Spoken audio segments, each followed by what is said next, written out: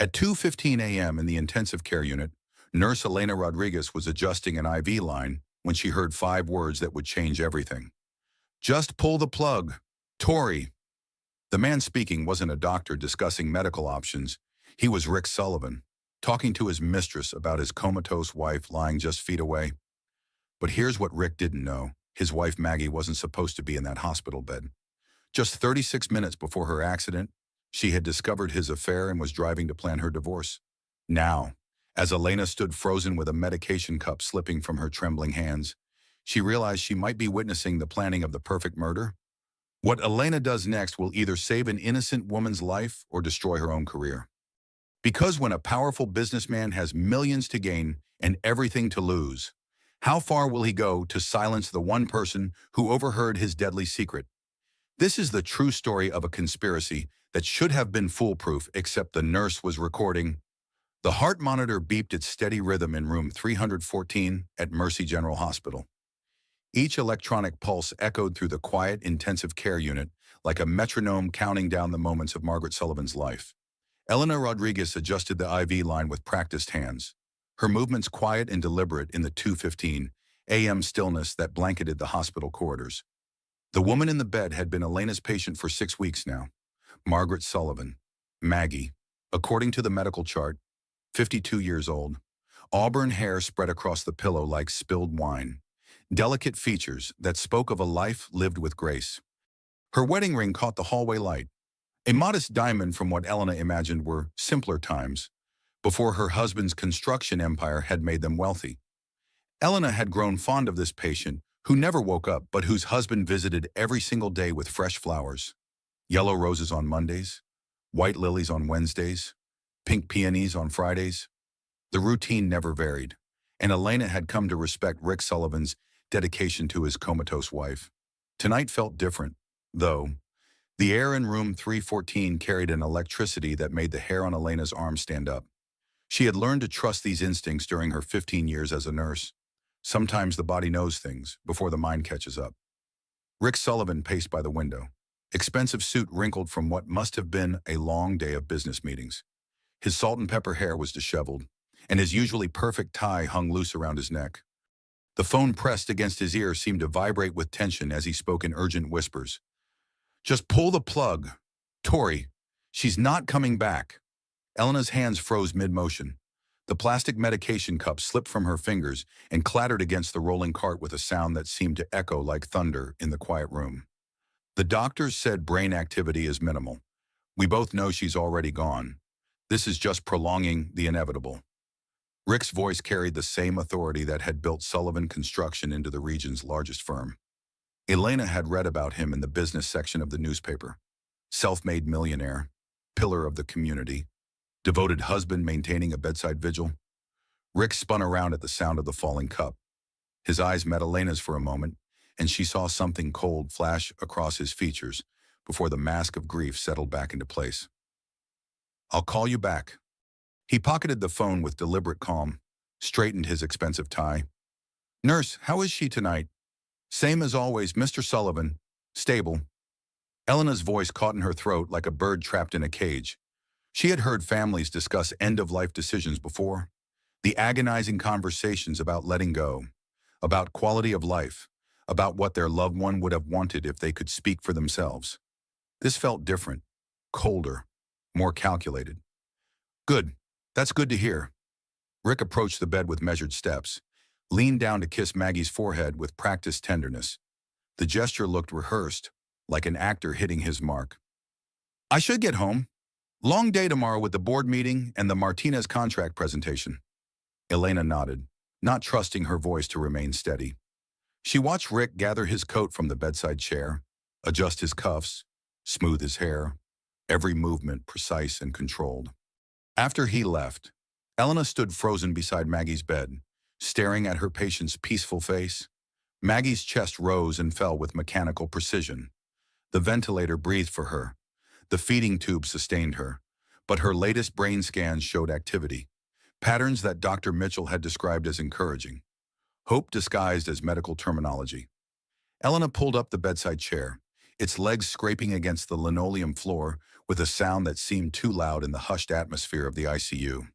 "Mrs. Sullivan, I don't know if you can hear me, but something's not right here." The heart monitor continued its steady rhythm. Alive, fighting, surviving against odds that would have defeated weaker people.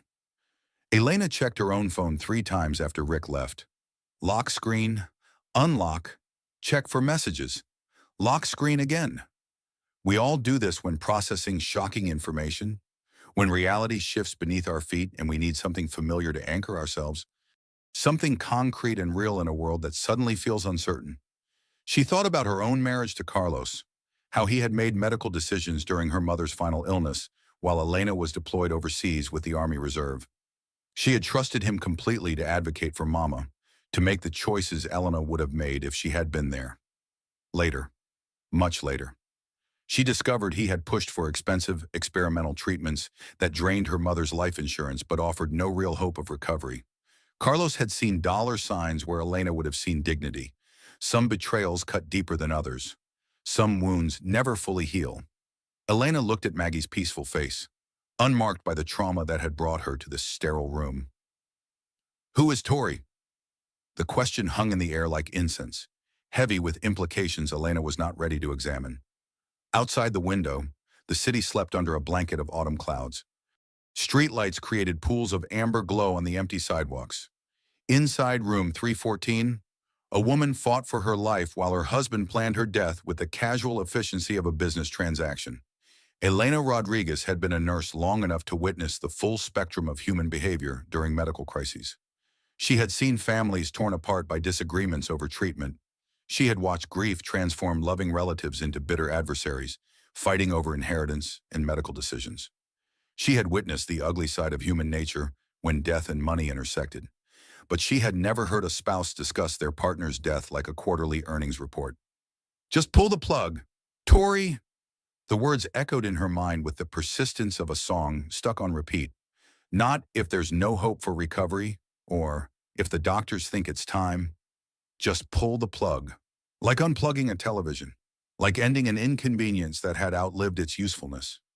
Elena stood, smoothing her purple scrubs with hands that trembled slightly. Her shift ended in 5 hours, but she knew sleep would be elusive tonight. The comfortable routine of her job had been shattered by 60 seconds of overheard conversation. She walked to the window where Rick had been standing, looking out at the parking garage where his black Mercedes was probably parked in the executive spaces.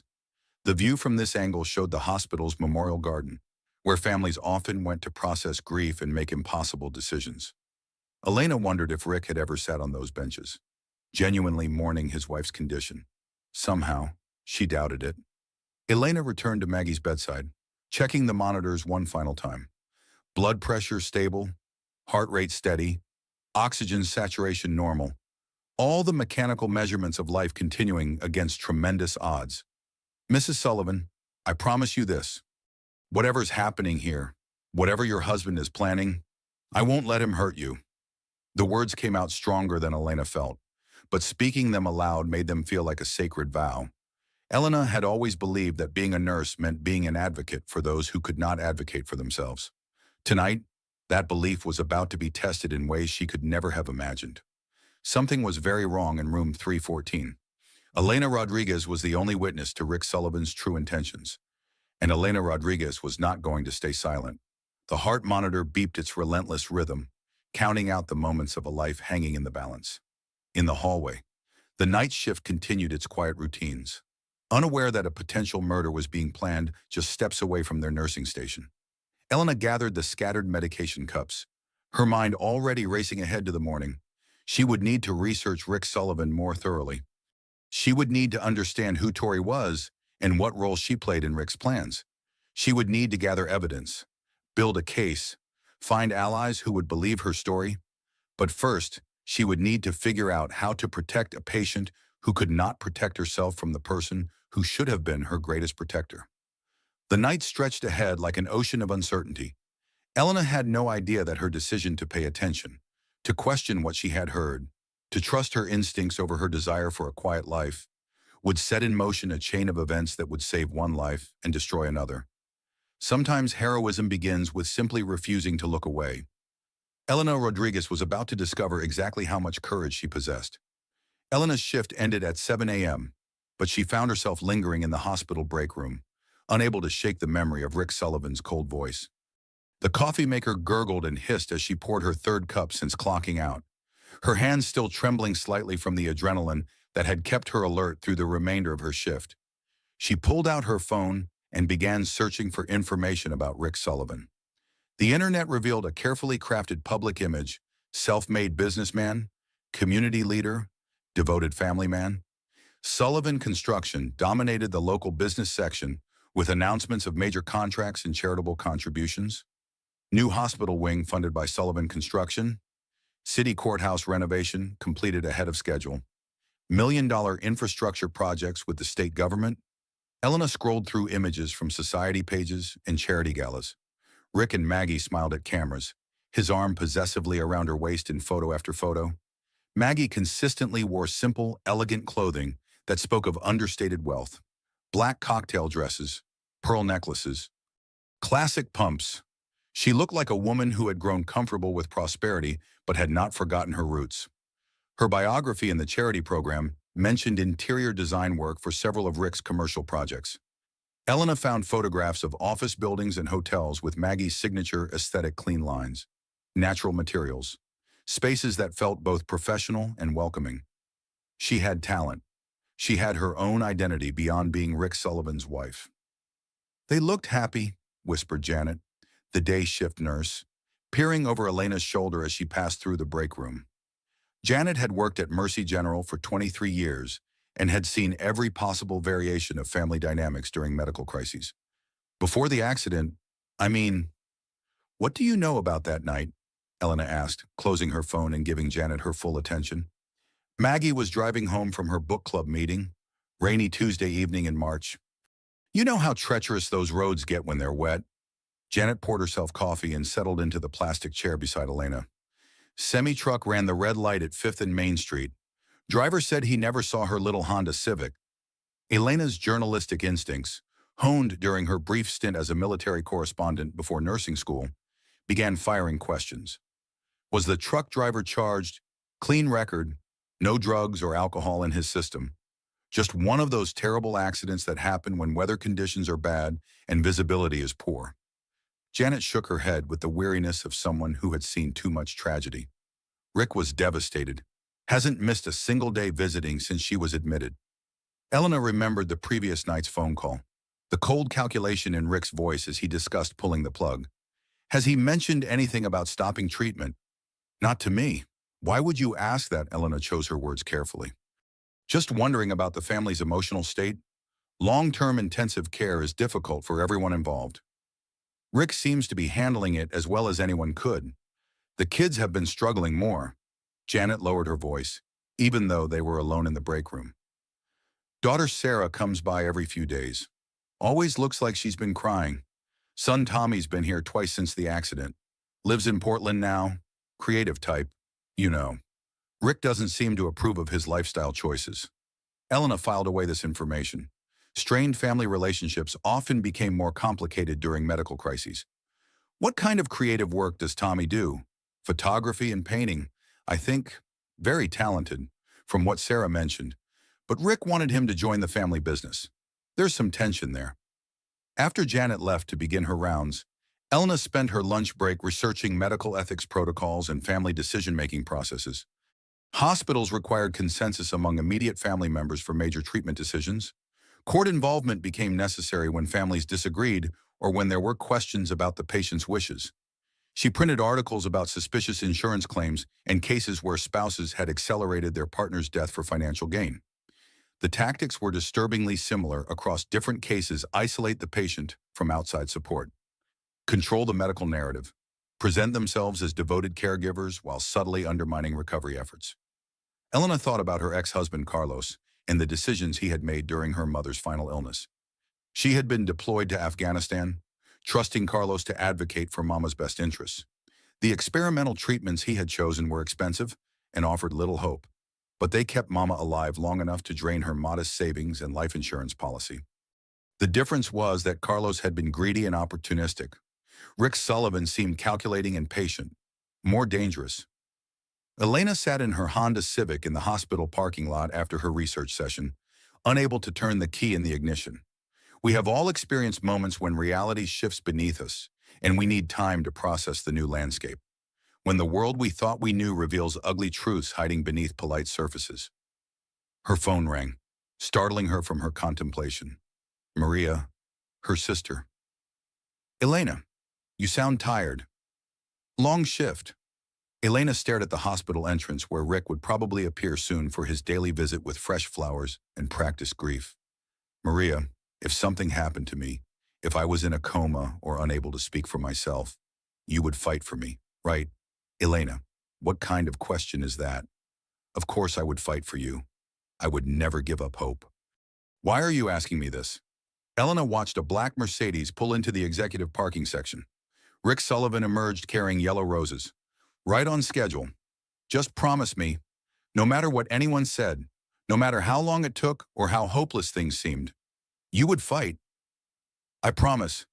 But Elena, you're scaring me. What's going on? Is everything okay at work? Nothing's going on. I just needed to hear you say it. That evening, Elena settled into her apartment with a cup of tea and her laptop, determined to learn everything she could about Rick Sullivan's family dynamics. Sarah Sullivan, 26 years old, worked for a downtown marketing firm called Creative Solutions. Her LinkedIn profile showed a young professional climbing the corporate ladder with impressive determination. Bachelor's degree in communications, internships at prestigious agencies, steady promotions over the past 4 years. Sarah's Instagram account painted a more personal picture. Photos at Sullivan construction events, always standing close to her father with obvious pride and affection. Father-daughter dinners at expensive restaurants. Graduation pictures with Rick beaming beside her in his perfectly tailored suit. Here was the daddy's girl, the child who had followed the expected path and earned paternal approval. Tommy Sullivan's social media presence told a completely different story. 24 years old, living in Portland's artistic district. His posts were sparse but revealing photographs of urban decay transformed into beauty. Paintings that captured emotion in abstract swirls of color. Quotes from poets and philosophers. His bio read simply, "Finding beauty in broken things." Elena stared at that phrase for a long time. Finding beauty in broken things.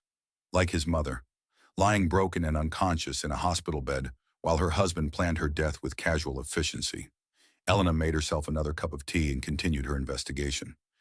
Public records showed that Rick and Maggie had been married for 28 years. They had purchased their current home in the hills 15 years ago, when Sullivan Construction's success had reached the level where luxury became possible. Building permits revealed extensive renovations over the years: a swimming pool, a 3-car garage, a home office wing. The property was worth nearly $2 million now, according to recent tax assessments. Financial records that Elena could access through public databases showed a company in excellent health. Sullivan Construction had weathered the economic downturns better than most, diversifying into government contracts and commercial development. Rick's personal wealth was estimated in the tens of millions. Everything looked perfect on paper. The successful businessman, the devoted wife, the accomplished children, the beautiful home. But Elena had learned to distrust perfect surfaces during her nursing career. Underneath pristine facades, corruption often festered like an untreated infection. She bookmarked articles about medical fraud, spousal murder disguised as mercy killing, and insurance schemes that turned family tragedies into financial opportunities. The patterns were always similar across different cases: control the narrative, isolate the victim, appear to be the devoted caregiver while systematically undermining any chance of recovery. Elena thought about Maggie's most recent brain scans, which Dr. Mitchell had discussed during the previous week's medical team meeting. Subtle but measurable increases in neural activity, response patterns that suggested consciousness might be closer than anyone had dared to hope. The kind of medical progress that would be inconvenient for someone planning a murder disguised as mercy. "I'm not being paranoid," Elena whispered to her empty apartment. "Something's wrong here. I can feel it in my bones." Her nursing instincts had been honed by 15 years of patient care and had never failed her when it mattered. They were screaming now with an urgency that made her hands shake as she reached for her teacup. Elena opened a new browser tab and began researching small recording devices. If Rick Sullivan was planning to kill his wife, Elena was going to stop him. But first, she needed evidence that would convince others of what she already knew in her heart. The coffee grew cold as Elena dove deeper into the digital trail of Rick Sullivan's life. Credit card records that were publicly available showed regular charges at expensive restaurants, luxury hotels, and high-end retail stores, travel expenses that seemed excessive for business purposes, a pattern of spending that suggested someone living a double life. Elena cross-referenced these expenses with Sullivan Construction's business calendar, looking for discrepancies. Several hotel charges occurred on dates when Rick claimed to be attending construction industry conferences, but the hotels were in cities where no major industry events were scheduled. She made notes in a composition notebook, creating timelines and connecting dots that painted a picture of deception stretching back at least 18 months. Long before Maggie's accident, Rick Sullivan had been living a lie. Elena's phone buzzed with a text message from her supervisor. "Elena, I've scheduled you for extra shifts this week. We're short-staffed in ICU. Hope you don't mind." Elena smiled grimly. More time in the hospital meant more opportunities to observe Rick Sullivan's behavior and gather evidence. She typed back, "No problem. Happy to help." By midnight, Elena had filled 12 pages with notes about Rick Sullivan's suspicious activities, financial irregularities, timeline discrepancies, behavioral patterns that suggested elaborate deception, but she still didn't know who Tori was or what role she played in Rick's plans for his wife. Elena closed her laptop and prepared for bed. Knowing that sleep would be difficult, her mind raced with possibilities and plans, strategies for gathering more evidence without alerting Rick to her suspicions. Tomorrow, she would begin phase 2 of her investigation. She would find out who Tori was and exactly what Rick Sullivan was planning for his inconvenient wife. Elena Rodriguez was about to discover that some secrets are worth killing to protect, and some people are willing to die to expose them. Elena arrived at Mercy General 45 minutes early for her next shift, her determination sharpened by a restless night of planning and preparation. She had barely slept, her mind churning with questions and possibilities that demanded answers. The morning air was crisp with the promise of autumn, and the hospital parking lot was nearly empty except for the night shift vehicles and a few early arriving physicians. She made her way directly to the medical records department, using her authorized access to pull Maggie Sullivan's complete file from the computer system. The accident report was thorough and professionally documented motor vehicle collision at the intersection of 5th and Main Streets, March 15th at 10:23 p.m. Weather conditions, heavy rain, poor visibility. Maggie's Honda Civic had been T-boned by a commercial semi-truck whose driver claimed he never saw the smaller vehicle in the intersection. But it was the emergency contact information that caught Elena's attention. Rick Sullivan was listed as primary contact, as expected. But there was a second name that Elena had missed during her previous cursory reviews, Grace Campbell Morrison, best friend and business partner, listed as secondary emergency contact with explicit instructions to be notified of any major changes in Maggie's condition. Elena memorized Grace's phone number and office address. Campbell Morrison Interiors was located in the Arts District downtown, about 15 minutes from the hospital. During her lunch break, Elena called the number, her heart hammering as she waited for someone to answer. "Campbell Morrison Interiors, this is Grace speaking." The voice was professional but warm, with the slight rasp of someone who had probably smoked in her younger years. Elena took a deep breath and committed herself to a path that might change everything. "Hello, my name is Elena Rodriguez. I'm a nurse at Mercy General Hospital. I'm calling about Maggie Sullivan." A pause. Then, in a voice that carried both wariness and hope, "I've been wondering when someone would ask the right questions. Can we meet not over the phone?" They agreed to meet at Rosie's Diner on Elm Street, a small family-owned restaurant that had been serving comfort food to the community for 3 generations. Elena chose a corner booth that offered privacy and a clear view of the entrance. She arrived 10 minutes early and ordered coffee, her hands trembling slightly with nervous energy. Grace Campbell Morrison entered the diner at exactly 1:30 p.m., scanning the room with the careful attention of someone who had learned to be cautious. She was 49 years old according to Elena's research, but carried herself with the confidence and poise of someone who had built her own success through talent and determination. Designer clothing that was tasteful rather than ostentatious. Short silver hair that looked professionally styled, Eyes that had seen too much but still held warmth, Grace slid into the booth across from Elena, clutching her designer handbag against her chest like armor. I assume this is about Maggie's condition? Has something changed? In a way, yes. Elena poured Grace a cup of coffee from the thermal carafe the waitress had left. I need to ask you some difficult questions about Maggie's marriage and the circumstances surrounding her accident. Grace's expression hardened. I've been waiting 6 weeks for someone to ask those questions. Tell me about Maggie's state of mind before the accident. She was planning to leave Rick. Grace's words came out in a rush, as if she had been holding them back for too long. She suspected he was having an affair, started noticing changes in his behavior about 8 months ago, late meetings that couldn't be verified, weekend conferences that didn't exist when she tried to look them up, new cologne, different phone habits. Elena felt her pulse quicken. Did she have proof? She hired a private investigator, Mason Hardy, very reputable, very thorough. He followed Rick for 3 weeks and documented everything. Grace pulled out her phone and scrolled through her contacts. I can give you Mason's number if you need to speak with him directly. What did the investigation reveal? Rick was sleeping with his executive assistant, Victoria Blackwell, 20 years younger than Maggie, ambitious, and planning to be the next Mrs. Sullivan. Grace's voice carried the bitter edge of someone who had watched her best friend's world crumble. Mason had photographs, hotel receipts, credit card records, enough evidence to destroy Rick in a divorce proceeding. Elena's coffee grew cold as Grace continued her story, painting a picture of systematic betrayal and calculated deception. The affair had been going on for at least 18 months. Rick was paying for Victoria's apartment, her car, expensive jewelry. He had even started a separate bank account that Maggie knew nothing about. Did Maggie confront him? The night before the accident, Grace's voice broke slightly, and she paused to compose herself. She called me around 8 p.m., crying so hard I could barely understand her. She said she had given Rick an ultimatum: end the affair immediately, or she would file for divorce and take half of everything.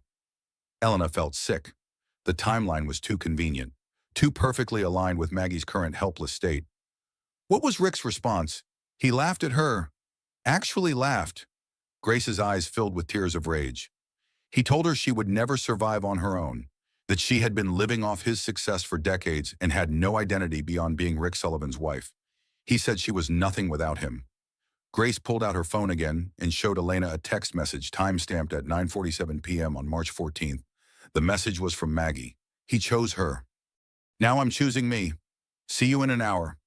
Elena stared at the screen, calculating the timing. What time was the accident? 10:23 p.m. Maggie was driving to my house so we could plan her exit strategy. We were going to contact divorce lawyers, figure out how to protect her assets, make sure she got a fair settlement. The semi-truck had hit Maggie's car exactly 36 minutes after she decided to leave her husband. 36 minutes after she chose herself over a man who had chosen another woman. Grace, do you think Rick had something to do with the accident?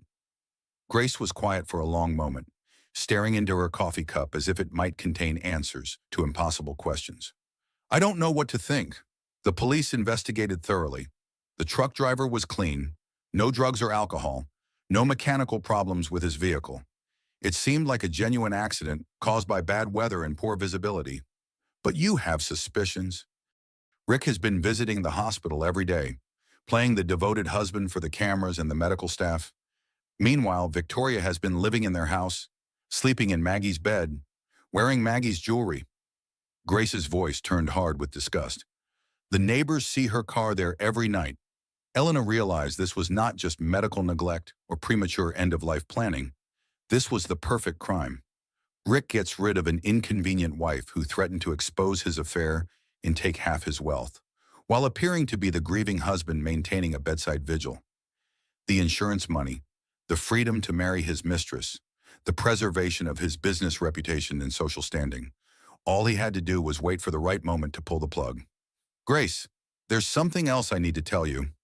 I overheard Rick on the phone last night, talking to someone named Tori about ending Maggie's life support. Grace went completely still. Tori is Rick's nickname for Victoria. He started calling her that about a year ago. Elena felt the pieces clicking into place with horrible clarity. He was telling his mistress to pull the plug on his wife. We have to stop him. I need evidence. Real proof. Not just suspicions and overheard conversations. Grace reached into her purse and pulled out a manila folder thick with documents. Mason Hardy gave me copies of everything before Rick fired him. Financial records, photographs, hotel receipts, proof of the affair, and the separate bank accounts. Elena opened the folder and found herself looking at surveillance photographs of Rick and Victoria entering various hotels, intimate restaurants, jewelry stores. The images were damning, showing a relationship that was clearly romantic and had been ongoing for months. But it was the financial documents that truly shocked Elena. Rick had been systematically moving money out of joint accounts and into personal accounts that only he controlled. Nearly $500,000 had been transferred over the past year. There's something else, Grace said, her voice dropping to a whisper. Look at the photographs from 2 weeks before the accident. Elena found a series of images that made her stomach turn. Maggie with faint but visible bruises on her arms and shoulder. The marks were consistent with someone grabbing her forcefully. She told everyone she fell down the stairs, Grace said bitterly. That's what Rick told the emergency room staff when she went in for x-rays. Just a clumsy accident. Elena remembered her own explanations for the bruises Carlos had left during their worst arguments. I walked into a door. I'm so clumsy. You know how accident-prone I am. The lies we tell to protect people who don't deserve our protection. Grace, there's one more thing you need to know. Maggie changed her will the day before the accident. Grace looked stunned. How do you know that hospital records include copies of advance directives and estate planning documents? Maggie updated everything on March 14th. She left the house and most of her assets to Sarah and Tommy, plus a substantial donation to the women's shelter where she volunteered. Rick inherits almost nothing. Does he know? I don't think so. The will was filed with her attorney but wouldn't become relevant unless she died. Rick probably assumes the old will is still in effect.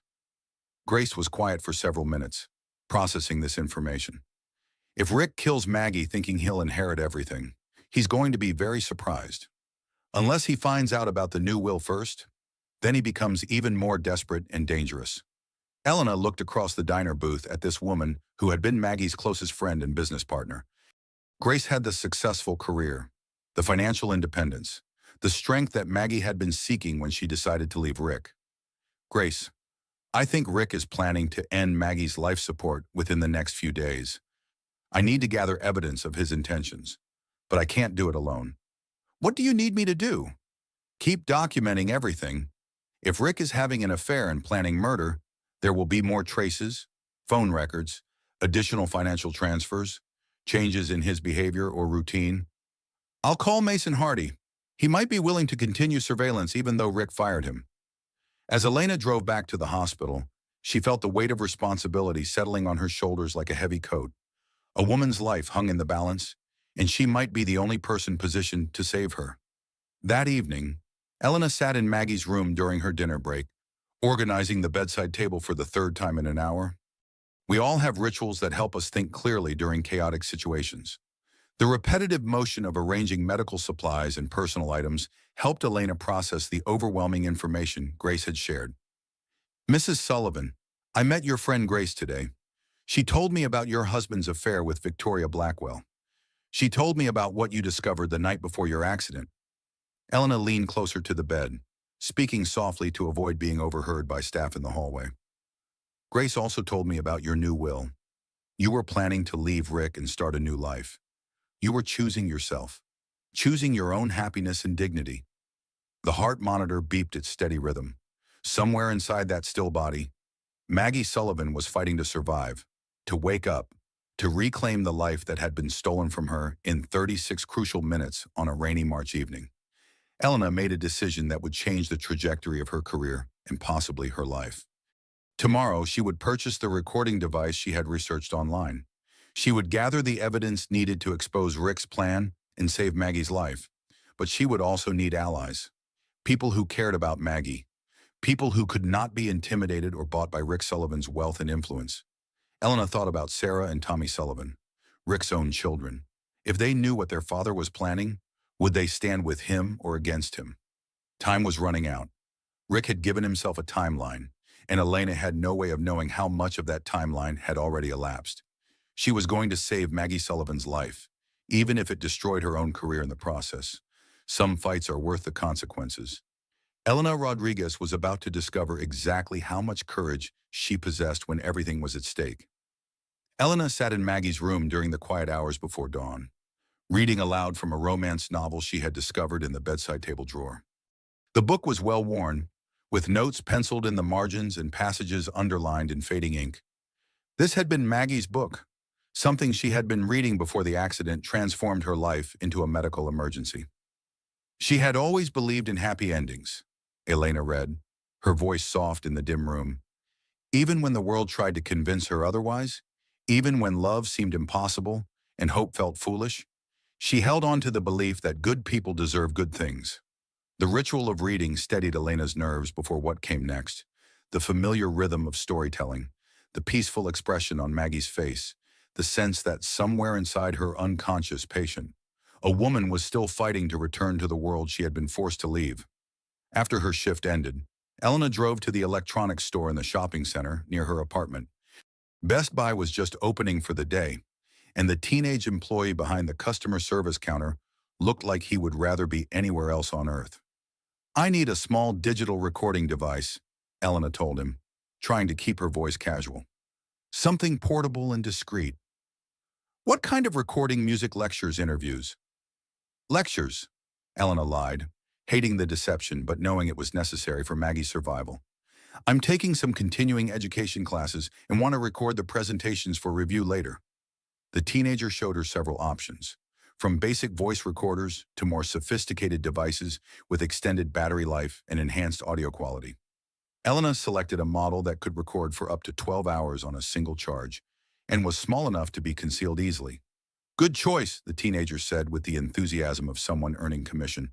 "This one has excellent sound quality and can pick up conversations from across a room." Elena paid in cash and left the store with her purchase hidden in her purse.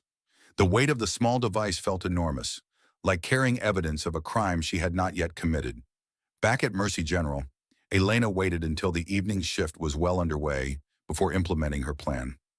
She entered Maggie's room during a quiet period when the hallways were relatively empty and most patients were settled for the night. Her hands shook as she positioned the recording device under Maggie's bedside table, taping it securely to the metal framework where it would be invisible to casual observation. The location was perfect for capturing conversations near the bed while remaining hidden from anyone who was not specifically looking for surveillance equipment. Elena tested the audio quality by whispering a quiet countdown, then played back the recording through the device's tiny speaker. The sound was crystal clear. Every word would be captured with perfect fidelity. 2 nights later, Elena's patience was rewarded in the most chilling way possible. Rick arrived at 11:45 p.m., 15 minutes later than his usual schedule. He used his keycard override to enter the ICU after official visiting hours had ended, a privilege reserved for immediate family members during medical crises. Elena pretended to chart medications at the nursing station, maintaining her professional duties while the recording device captured everything happening in room 314.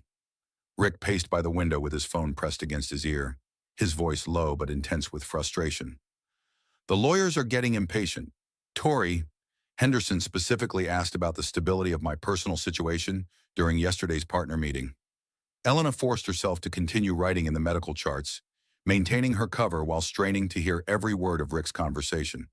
I know. But if I push too hard too quickly, the kids might become suspicious. Sarah's already asking uncomfortable questions about the will and about why you've been staying at the house." A pause as Rick listened to Victoria's response. Elena could imagine the mistress on the other end of the line, probably lying in Maggie's bed, wearing Maggie's clothes, living the life that Maggie had built over 28 years of marriage. "No, she never mentioned changing the will. That's not something Maggie would have done without telling me. But Grace Campbell Morrison has been filling Sarah's head with nonsense about our marriage. We need to be very careful about how we handle the next few weeks." Elena's pen hovered over the medication chart. Rick did not know about the new will. He was planning to kill his wife, believing he would inherit everything, unaware that Maggie had already protected her assets and chosen her own beneficiaries. The board meeting went better than expected. "Henderson's ready to move forward with the Martinez contract, but only if my personal situation gets resolved soon," They don't want any instability in the leadership structure during such a major expansion. Another pause. Elena held her breath, knowing that the next words would reveal Rick's timeline for murder. 2 weeks maximum. Dr. Mitchell mentioned that if there's no significant improvement within 2 weeks, the hospital's ethics committee will be willing to discuss comfort care options. That's our window. Elena felt ice water flow through her veins. 2 weeks to kill his wife before the business deal fell through. 2 weeks before Rick's carefully constructed double life became unsustainable. I love you too, Tori. This nightmare will all be over soon, and we can finally start our real life together. No more sneaking around, no more lies, no more pretending to be the devoted husband. Elena forced herself to continue writing, even though her hand was shaking so badly that her notes were barely legible. The recording device was capturing every damning word, but she needed to maintain her professional composure until Rick finished his call and left the room. The insurance policy alone will set us up for life. $2.5 million, plus whatever I inherit from the house and her business interests. We can travel. Buy that place in Tuscany you've been dreaming about. Maybe start our own construction company without any partners to answer to. After Rick ended his call and left the hospital, Elena retrieved the recording device with hands that trembled like autumn leaves. The audio file was clear and complete. Rick Sullivan had just confessed to planning his wife's murder for money and freedom. Elena drove to the same empty parking lot where she had processed her initial shock after overhearing Rick's first suspicious phone call. She sat there for 20 minutes with the engine running, trying to decide what to do with evidence that could destroy a powerful man's life while saving an innocent woman's. Sometimes the biggest decisions require the quietest moments, the space to think without distractions, without pressure, without the weight of other people's expectations and fears. Elena thought about her mama and the experimental treatments that Carlos had convinced the doctors to pursue. Expensive procedures that offered false hope while draining her mother's life savings. The difference was that Carlos had been greedy and short-sighted. Rick Sullivan was calculating, patient, and methodical. He was planning the perfect murder disguised as a compassionate medical decision. He's not grieving, Elena whispered to her empty car. He's not making difficult decisions about end-of-life care. He's planning to commit murder for money and love. The recording proved that Rick saw his wife's death as a business opportunity with a specific deadline. A problem to be solved within a 2-week time frame. An obstacle to his happiness with Victoria and his success in the construction industry. Elena had evidence that could save Maggie's life, but using it meant going up against a man who had the wealth and connections to destroy her career and possibly her personal safety. She thought about Maggie's text message to Grace. He chose her. Now I'm choosing me. Maggie had found the courage to choose herself when she discovered her husband's betrayal. Now Elena had to find the courage to choose justice over personal security. Elena made copies of the recording using her laptop and stored them in multiple secure locations. Her apartment safe, a flash drive in her car's glove compartment, a cloud storage account with encrypted access. If something happened to her, the evidence would still exist.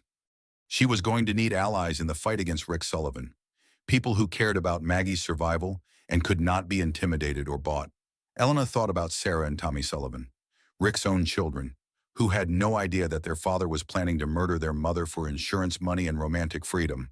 If Elena could reach the children before Rick poisoned them against her, she might have a chance to save Maggie's life. Time was running out. Rick had given himself a 2-week deadline to end his wife's life and claim his inheritance. Elena Rodriguez was not going to let him succeed. But first, she needed to contact the people who loved Maggie most, the children who would be devastated to lose their mother and horrified to learn that their father was planning to kill her. The heart monitor in room 314 beeped its steady rhythm throughout the night. Maggie Sullivan continued fighting for her life, unaware that her survival now depended on the courage of a nurse she had never met and the love of children who did not yet know they were in a race against time. Elena Rodriguez was about to discover whether love and justice could triumph over wealth and calculation. The recording device had captured the truth. Now Elena had to find the strength to use it. Elena spent her lunch break the following day researching Rick Sullivan's children with the thoroughness of an investigative journalist. She had learned during her military service that information was the most powerful weapon in any conflict, and she was now engaged in a war to save Maggie Sullivan's life. Sarah Beth Sullivan, 26 years old, worked as a marketing coordinator for Creative Solutions, a mid-sized advertising agency located in the downtown business district. Her LinkedIn profile revealed an impressive trajectory, graduated magna cum laude from the State University with a degree in communications, completed internships at two prestigious marketing firms during college, and had been promoted 3 times in 4 years at her current position. But it was Sarah's Instagram account that painted the more personal picture Elena needed to understand. Hundreds of photos documented a close relationship with her father Sullivan Construction Company picnics, where Sarah stood proudly beside Rick as he gave speeches to employees. Father-daughter dinners at expensive restaurants where they toasted business successes. Graduation photos where Rick beamed with obvious pride as Sarah received academic honors. This was the daddy's girl, the child who had followed the expected path and earned paternal approval through achievement and loyalty. Sarah would be the more difficult of the two children to turn against Rick, because her identity was so closely tied to being his successful daughter. Tommy Sullivan's online presence told a completely different story. 24 years old, living in Portland's Pearl District among other artists and creative professionals.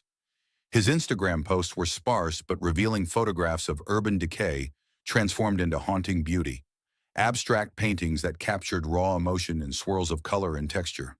Quotes from poets and philosophers about finding truth in broken places. His bio read simply, "Finding beauty in broken things." Elena stared at that phrase for several minutes, feeling its relevance to their current situation. Tommy was an artist who specialized in transformation, in seeing potential where others saw only damage, like his mother, lying broken and unconscious in a hospital bed while her husband planned her death. Elena made a decision that could destroy her nursing career and possibly put her in legal jeopardy. She created an anonymous email account using a public computer at the library and sent Sarah a carefully worded message. "Your father isn't who you think he is. Ask him about Victoria Blackwell. Ask him what he plans to do about your mother's medical care. Some questions need answers before it's too late." 3 days later, Elena's strategy bore fruit in the most dramatic way possible.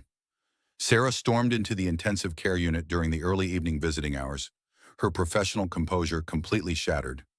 Elena heard her voice carrying through the unit before she actually saw her, the anger and betrayal unmistakable even from a distance. "Dad, who the hell is Victoria Blackwell?"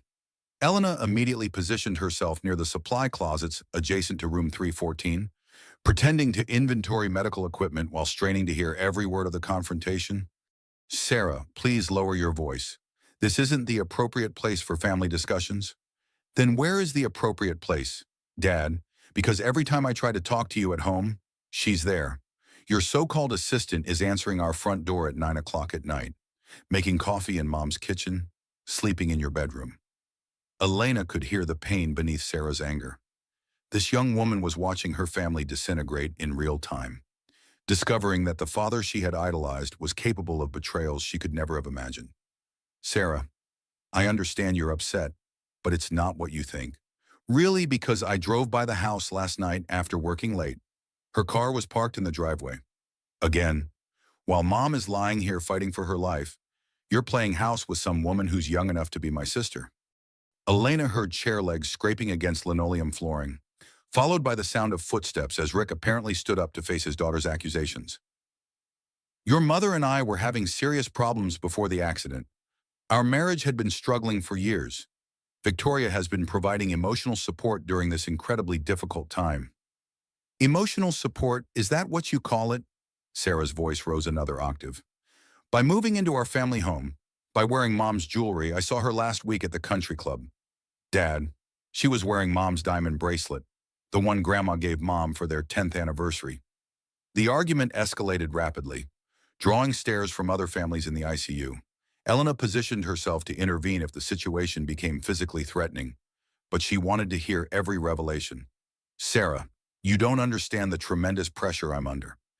The business decisions, the medical consultations, the responsibility of caring for your mother while trying to maintain our company's stability during this crisis. Caring for her. When was the last time you actually sat with Mom, really sat with her, held her hand, talked to her, instead of just posing for photos when the doctors made their rounds?" Elena had wondered about this exact pattern. Rick's visits followed a predictable schedule arrived during shift changes when the maximum number of medical staff could witness his presence. Stay for precisely 20 minutes. Leave when other families arrive for their own visits. It was performance grief, carefully orchestrated to maintain his public image as the devoted husband. You don't understand the medical complexities involved in this situation? Then explain them to me. Explain why you haven't been fighting for every possible treatment option. Explain why you keep asking the doctors about ending life support when mom's condition has been stable for weeks. Sarah's voice broke with the weight of her fears. I'm terrified that mom is going to die, and you've already moved on.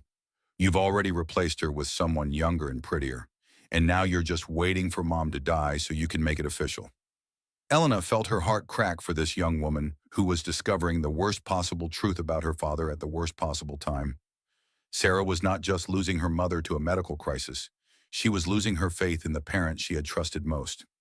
Tommy arrived at the hospital 2 hours later, having driven straight from Portland after receiving Sarah's frantic phone call.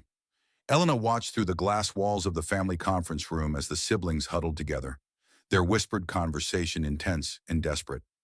Elena organized her medical supply cart for the third time in an hour, using the repetitive action to steady her nerves while processing the family drama unfolding nearby. We all have rituals that help us think clearly during chaotic situations. The familiar motions of sorting and arranging gave Elena something to focus on while her mind raced with possibilities and plans. That evening, as Elena completed her medication rounds, Tommy approached the nursing station. He was taller than she had expected from his social media photos. With his mother's green eyes and gentle demeanor, paint stains were visible under his fingernails, and his clothes carried the casual, artistic style of someone who prioritized creativity over conventional success. Excuse me, you're Elena. Right. The nurse who's been taking primary care of our mother. Yes, that's correct. How are you and your sister holding up during this difficult time? Tommy glanced toward his mother's room, where Sarah was sitting beside the bed holding Maggie's hand. Not very well, to be honest. Can I ask you something? Off the record? Elena's pulse quickened. This was the opening she had been hoping for and dreading in equal measure. What would you like to know? Has my father said anything specific about ending our mother's treatment, about making decisions that would... Tommy struggled to find the right words. That would let her die. The moment of truth had arrived. Elena looked at this young man, Maggie's son, with his artistic sensitivity and intuitive understanding that something was terribly wrong. She made a choice that would irrevocably change the trajectory of all their lives. Maybe we should discuss this privately. Elena led Tommy to the family meditation room, a quiet space away from the constant beeping of monitors and the bustle of medical equipment. She closed the door, creating a sanctuary for the conversation that would either save Maggie's life or destroy Elena's career. Your father has mentioned comfort care options, Elena began carefully, choosing each word with deliberate precision. It's not unusual when families are facing long-term medical situations with uncertain outcomes. Tommy ran his hands through his dark hair, an unconscious gesture that reminded Elena powerfully of Maggie's gentle mannerisms. Sarah thinks I'm being paranoid, but something has felt wrong since before the accident. Dad has been different, distant, like he was already grieving before there was actually anything to grieve about. Elena felt her investigative instincts sharpening. What do you mean by different?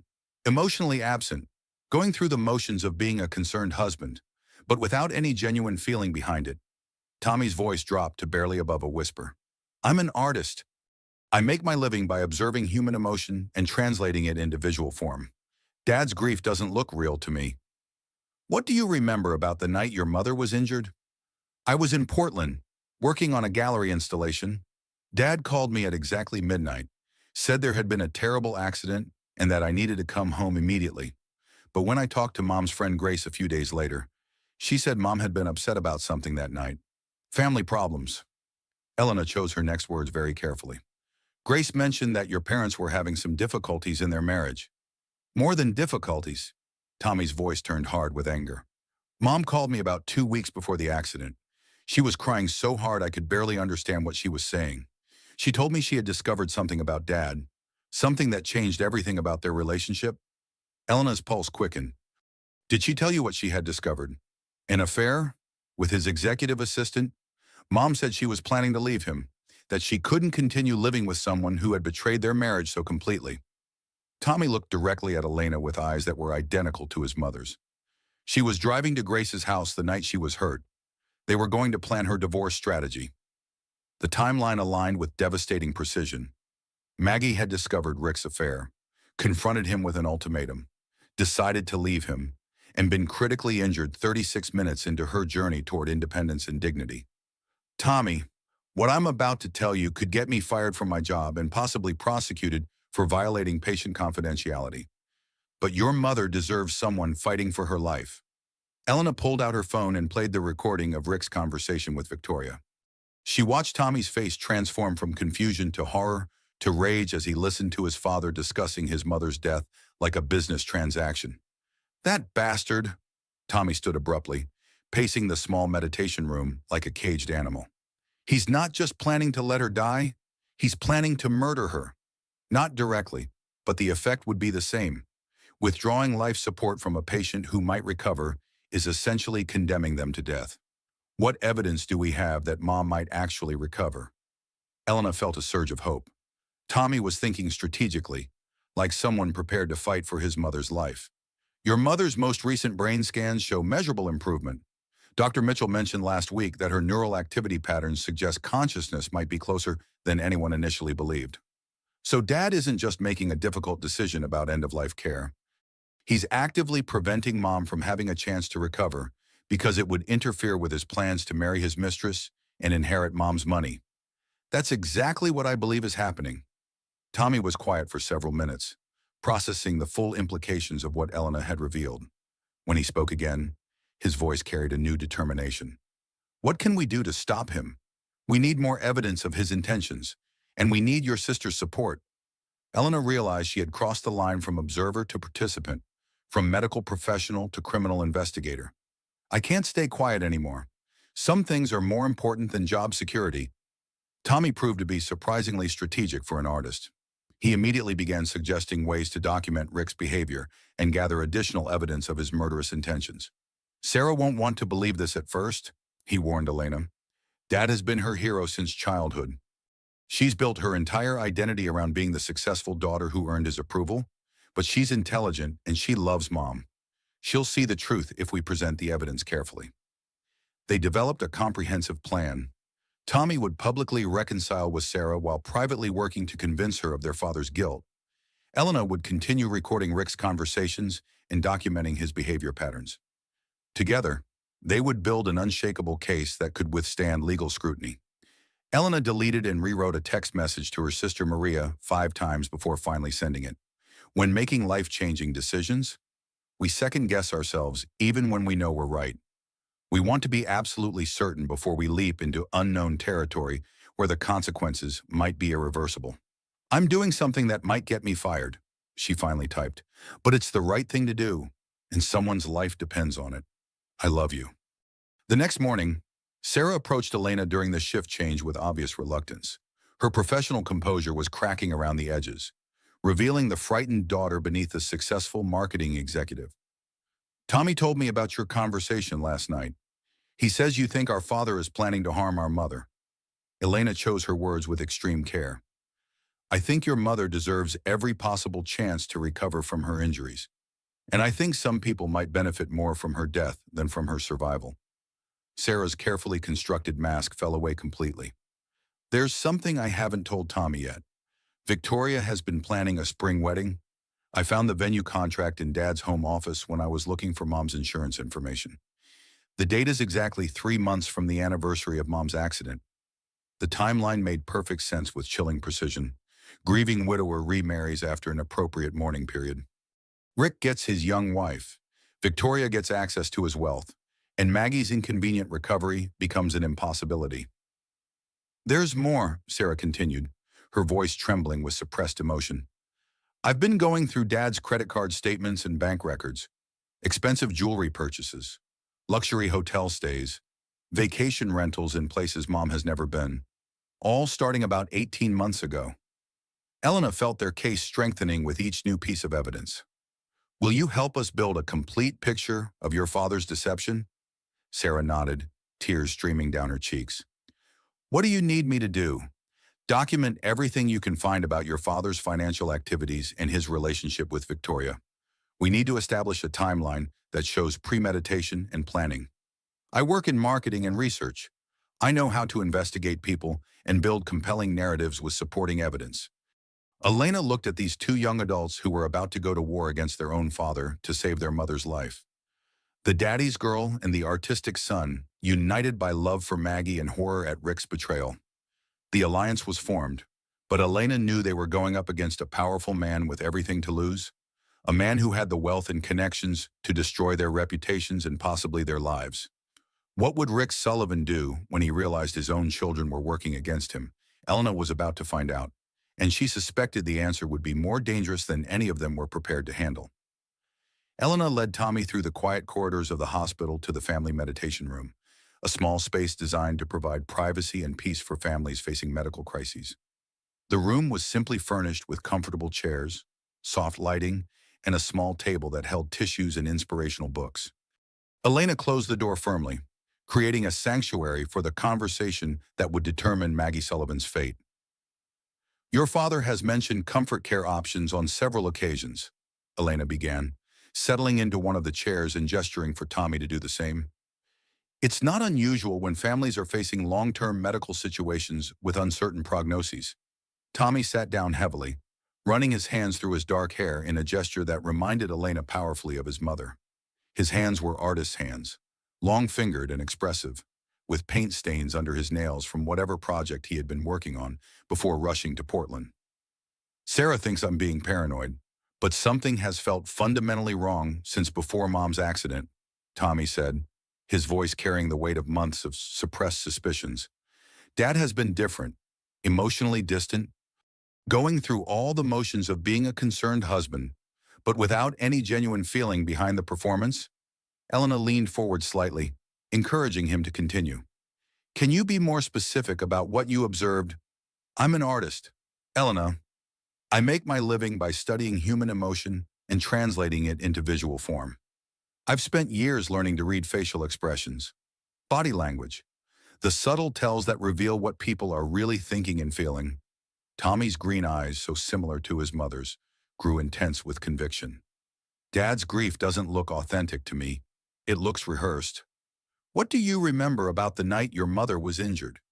I was in Portland, working on an installation piece for a gallery showing. Dad called me at exactly 12:07 a.m. I remember the precise time because I was still in my studio and had been checking the clock, debating whether to work through the night or go home to sleep. Tommy paused, his expression growing troubled. Dad said there had been a terrible accident and that Mom was in critical condition. He told me to drive down immediately. Elena waited patiently, sensing there was more to the story. But when I talked to Mom's friend Grace a few days later, she said Mom had been extremely upset that evening. Grace mentioned family problems, some kind of crisis that had Mom crying and planning to visit Grace's house late at night. Grace told me about your parents' marital difficulties. It was more than difficulties, Tommy said, his voice hardening with anger. Mom called me exactly 2 weeks before the accident. She was crying so hard I could barely understand what she was saying through the phone. She told me she had discovered something about Dad that changed everything about their marriage. Elena felt her pulse quickening. Did she tell you specifically what she had discovered? An affair? With his executive assistant, someone named Victoria. Mom said she had hired a private investigator and gotten proof of the relationship. She was planning to leave Dad. Said she couldn't continue living with someone who had betrayed their vows so completely. Tommy looked directly at Elena, his mother's eyes blazing with suppressed fury. Mom was driving to Grace's house the night she was hurt. They were going to plan her divorce strategy, figure out how to leave Dad and start over on her own terms. The timeline aligned with horrible precision. Maggie had discovered Rick's affair, confronted him with evidence and an ultimatum, decided to leave him, and been critically injured exactly 36 minutes into her journey toward independence and self-determination. Tommy, what I'm about to tell you could get me fired from my position here and possibly result in criminal charges for violating patient confidentiality regulations. But your mother deserves someone who will fight for her life when she cannot fight for herself. Elena pulled out her phone, located the audio file she had recorded, and played Rick's damning conversation with Victoria. She watched Tommy's face transform from confusion to horror to rage as he listened to his father discussing his mother's death like a routine business transaction. "That bastard," Tommy whispered, then stood abruptly and began pacing the small meditation room like a caged predator. "He's not just planning to let Mom die from her injuries. He's actively planning to murder her. The legal distinction might be important, but you're essentially correct. Withdrawing life support from a patient who has genuine potential for recovery is functionally equivalent to homicide. What evidence do we have that Mom might actually recover?" Elena felt a surge of hope at Tommy's strategic thinking. Despite his artistic temperament, he was approaching this crisis with intelligence and determination. "Your mother's most recent brain scans show measurable improvement in neural activity. Dr. Mitchell mentioned during last week's medical team meeting that her response patterns suggest consciousness might be much closer than anyone initially believed when she was first admitted. So Dad isn't making a difficult but necessary decision about end-of-life care. He's actively preventing Mom from having a chance to recover because her survival would interfere with his plans to marry his mistress and collect her life insurance money. That's exactly what I believe is happening, and we have a limited window of time to stop him before he acts on his plan." Tommy was quiet for several minutes, staring out the meditation room's small window at the hospital's memorial garden where other families had wrestled with life and death decisions. When he spoke again, his voice carried a new level of determination and focus. "What can we do to stop him? We need to gather more evidence of his intentions and his deceptions. We need to build a case strong enough to convince authorities and medical personnel that Rick is not acting in your mother's best interests." Elena realized she had definitively crossed the line from medical professional to criminal investigator. "I can't remain silent anymore. Some things are more important than job security or professional regulations." Tommy proved to be surprisingly strategic and methodical for someone whose primary occupation involved creating abstract art. He immediately began suggesting practical ways to document Rick's behavior and gather additional evidence of his murderous intentions. "Sarah is going to be the biggest challenge," he warned Elena. "Dad has been her hero since childhood. She's built her entire identity around being the successful daughter who earned his approval and lived up to his expectations. She's going to resist believing that he's capable of something this evil. But she loves your mother. She does, and she's intelligent enough to recognize truth when it's presented with sufficient evidence. We just need to be careful about how we approach her." They spent the next hour developing a comprehensive strategy. Tommy would publicly reconcile with Sarah, presenting himself as the supportive son who had returned home during the family crisis. Privately, he would work to convince her of their father's guilt by presenting evidence gradually and allowing her to reach her own conclusions. Elena would continue her surveillance of Rick's behavior and conversations, documenting everything that might be useful in building their case.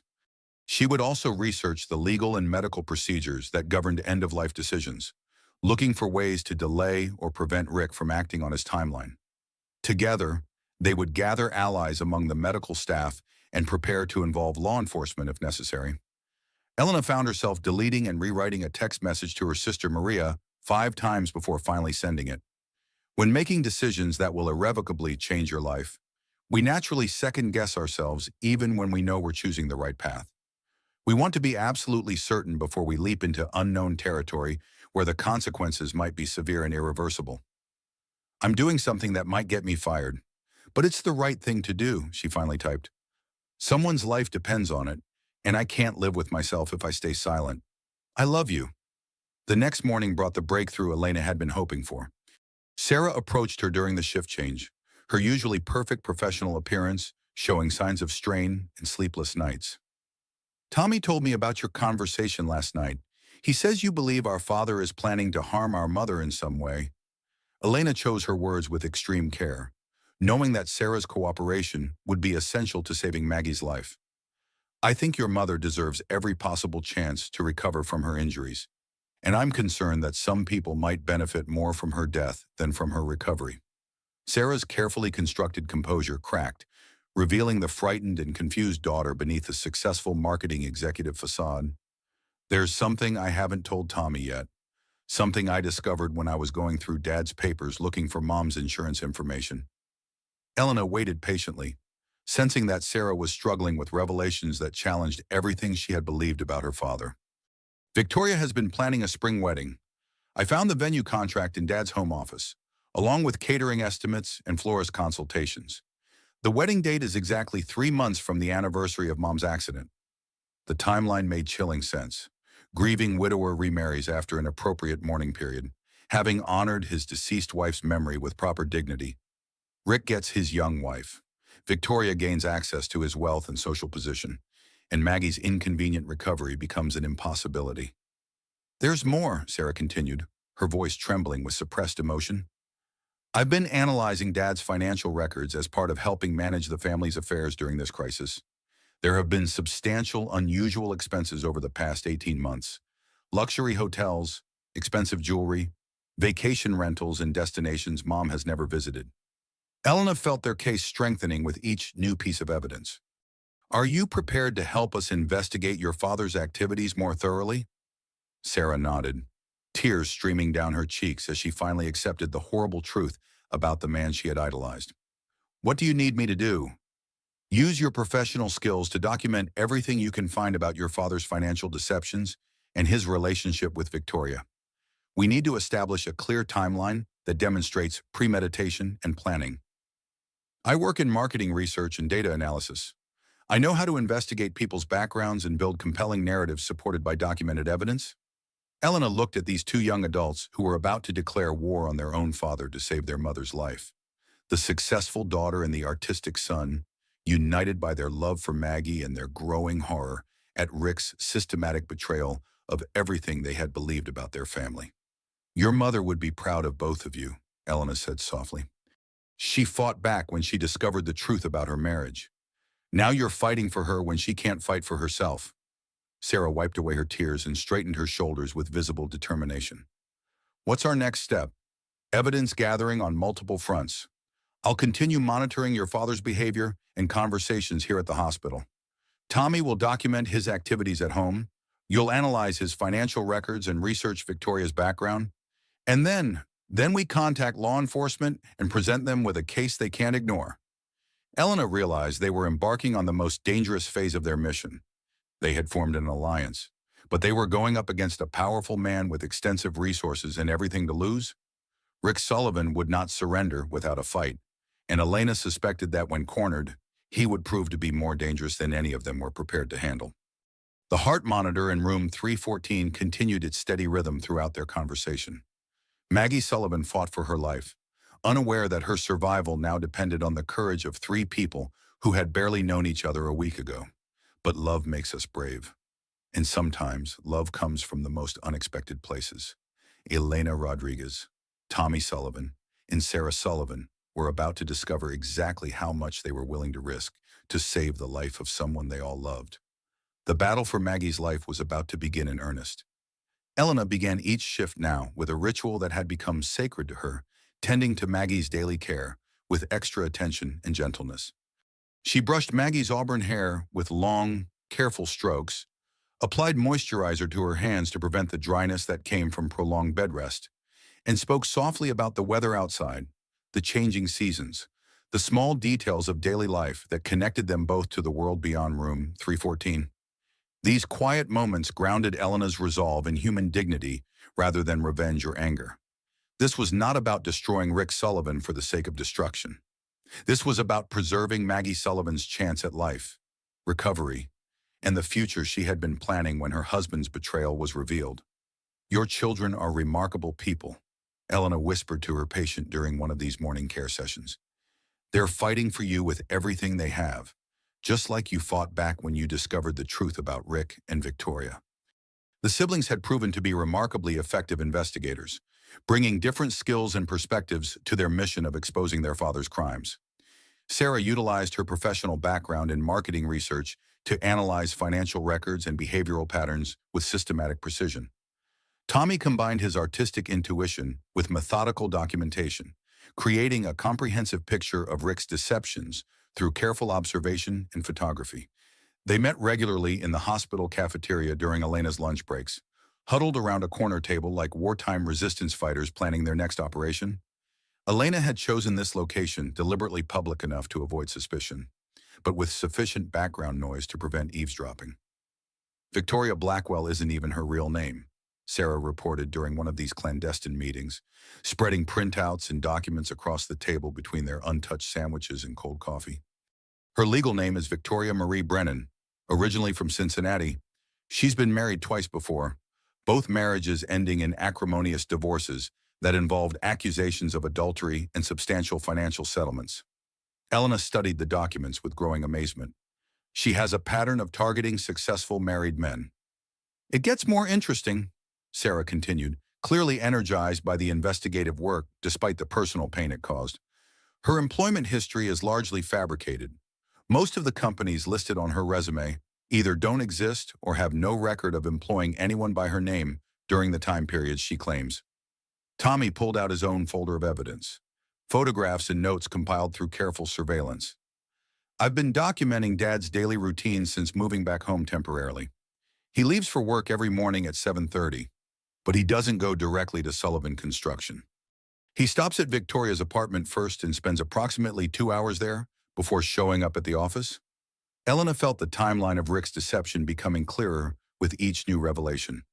He's been living a complete double life.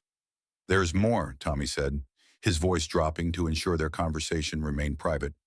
I managed to install a voice recording application on his phone when he left it unattended during dinner last night. The technology is sophisticated enough to capture both sides of phone conversations automatically. Elena's eyes widened with alarm. Tommy, that's highly illegal. If you're caught, you could face serious criminal charges. So could Dad, for planning to murder his wife, Tommy replied with grim determination. I recorded 3 separate conversations yesterday that provide additional evidence of his intentions.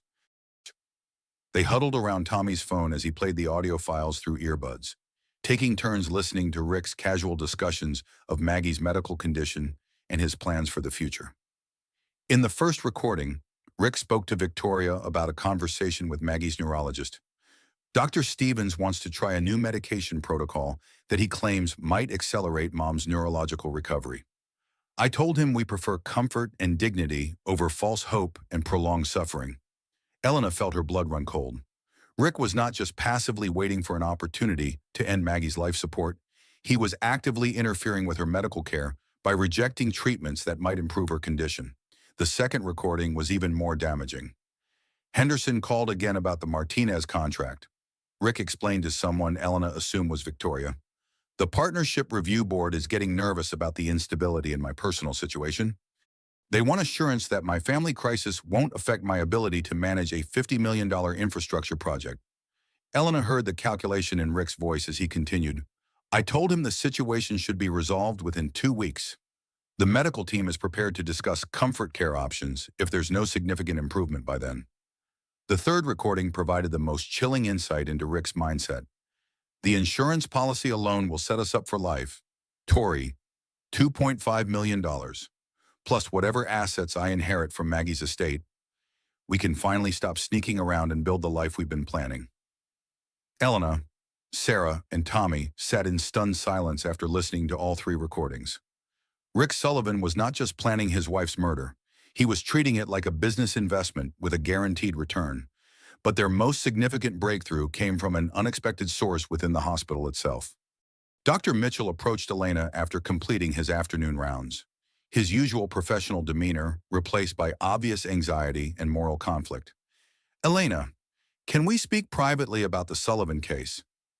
They walked to his office, a small space cluttered with medical textbooks, patient files, and family photographs. Dr. Mitchell closed the door and gestured for Elena to take a seat across from his desk. I need to discuss some concerns I have about Richard Sullivan's approach to his wife's medical care. Elena felt her pulse quickening. What kind of concerns? Rick has been pressuring me consistently to recommend withdrawal of life support for Maggie.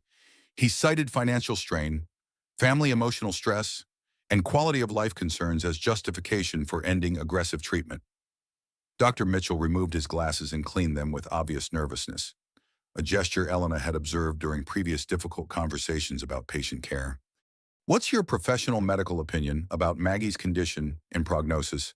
That's exactly why I wanted to speak with you.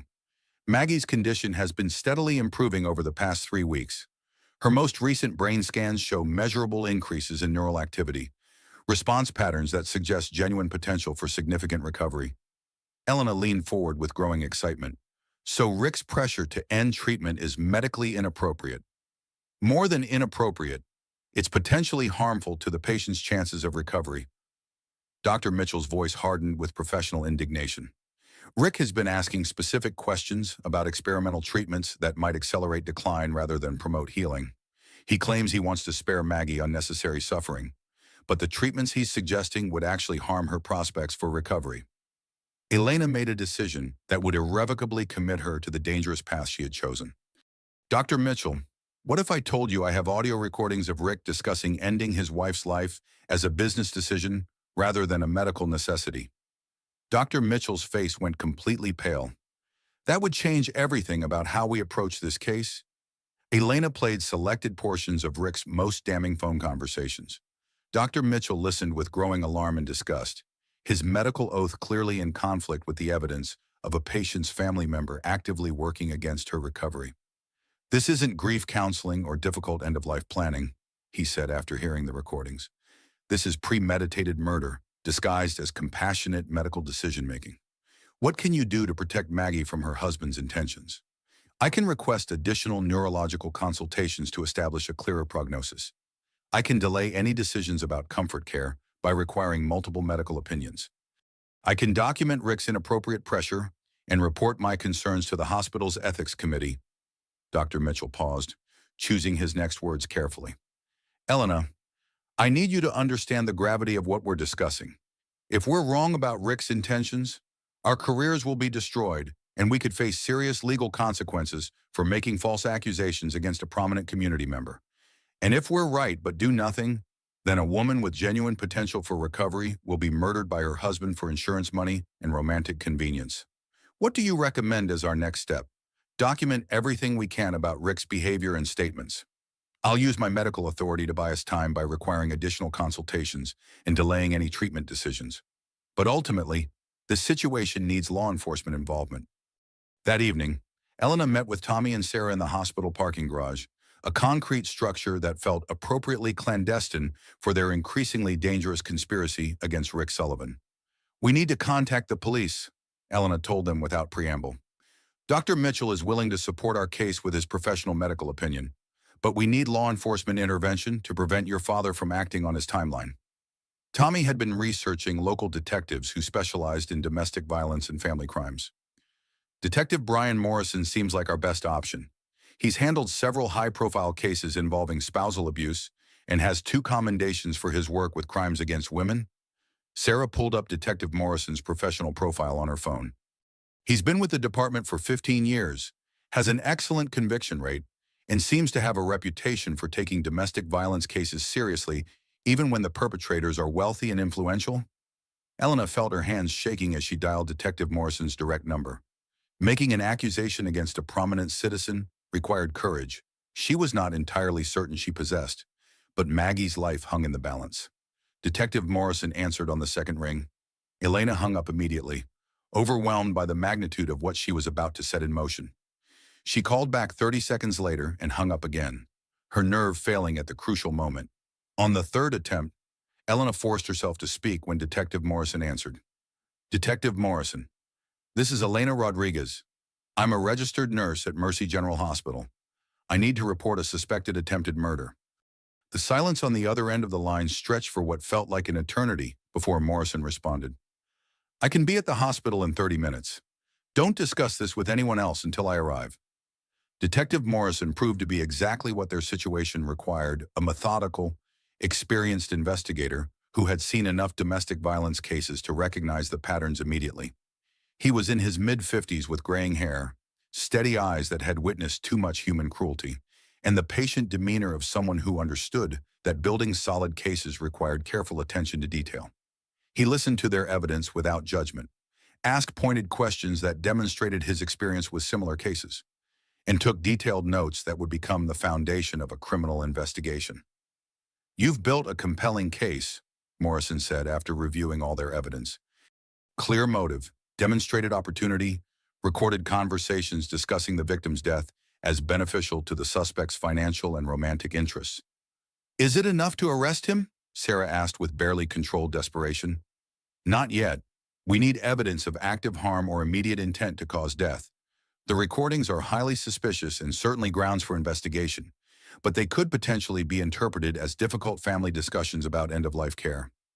Elena felt frustration building despite her respect for Morrison's thoroughness. So we wait until he succeeds in killing her. We build an airtight case that will result in conviction rather than a premature arrest that might allow him to escape justice on technicalities. Morrison's voice carried the authority of someone who had successfully prosecuted dangerous criminals. I'm going to request surveillance of Rick Sullivan's communications and activities. I'll also petition for a court order preventing any changes to Maggie's medical treatment without judicial review. As they concluded their meeting with Detective Morrison, Elena realized that their investigation had moved beyond family drama into the realm of criminal prosecution. Rick Sullivan was now the subject of an active police investigation for attempted murder. But Elena also realized that Rick was already becoming suspicious of the increased scrutiny his behavior was receiving. Tommy and Sarah had been asking more questions. Elena had been more attentive to his hospital visits, and the medical staff had begun delaying decisions he wanted implemented quickly. The hunter was becoming aware that he was being hunted. Detective Morrison provided one final piece of information that sent chills through Elena's entire body. I ran a background check on your family friend, Grace Campbell Morrison. She filed a missing persons report on Maggie Sullivan 3 days before the accident, then withdrew the report after Rick provided documentation of Maggie's whereabouts. Tommy stared at Morrison in shock. Grace suspected Mom was in danger even before the accident.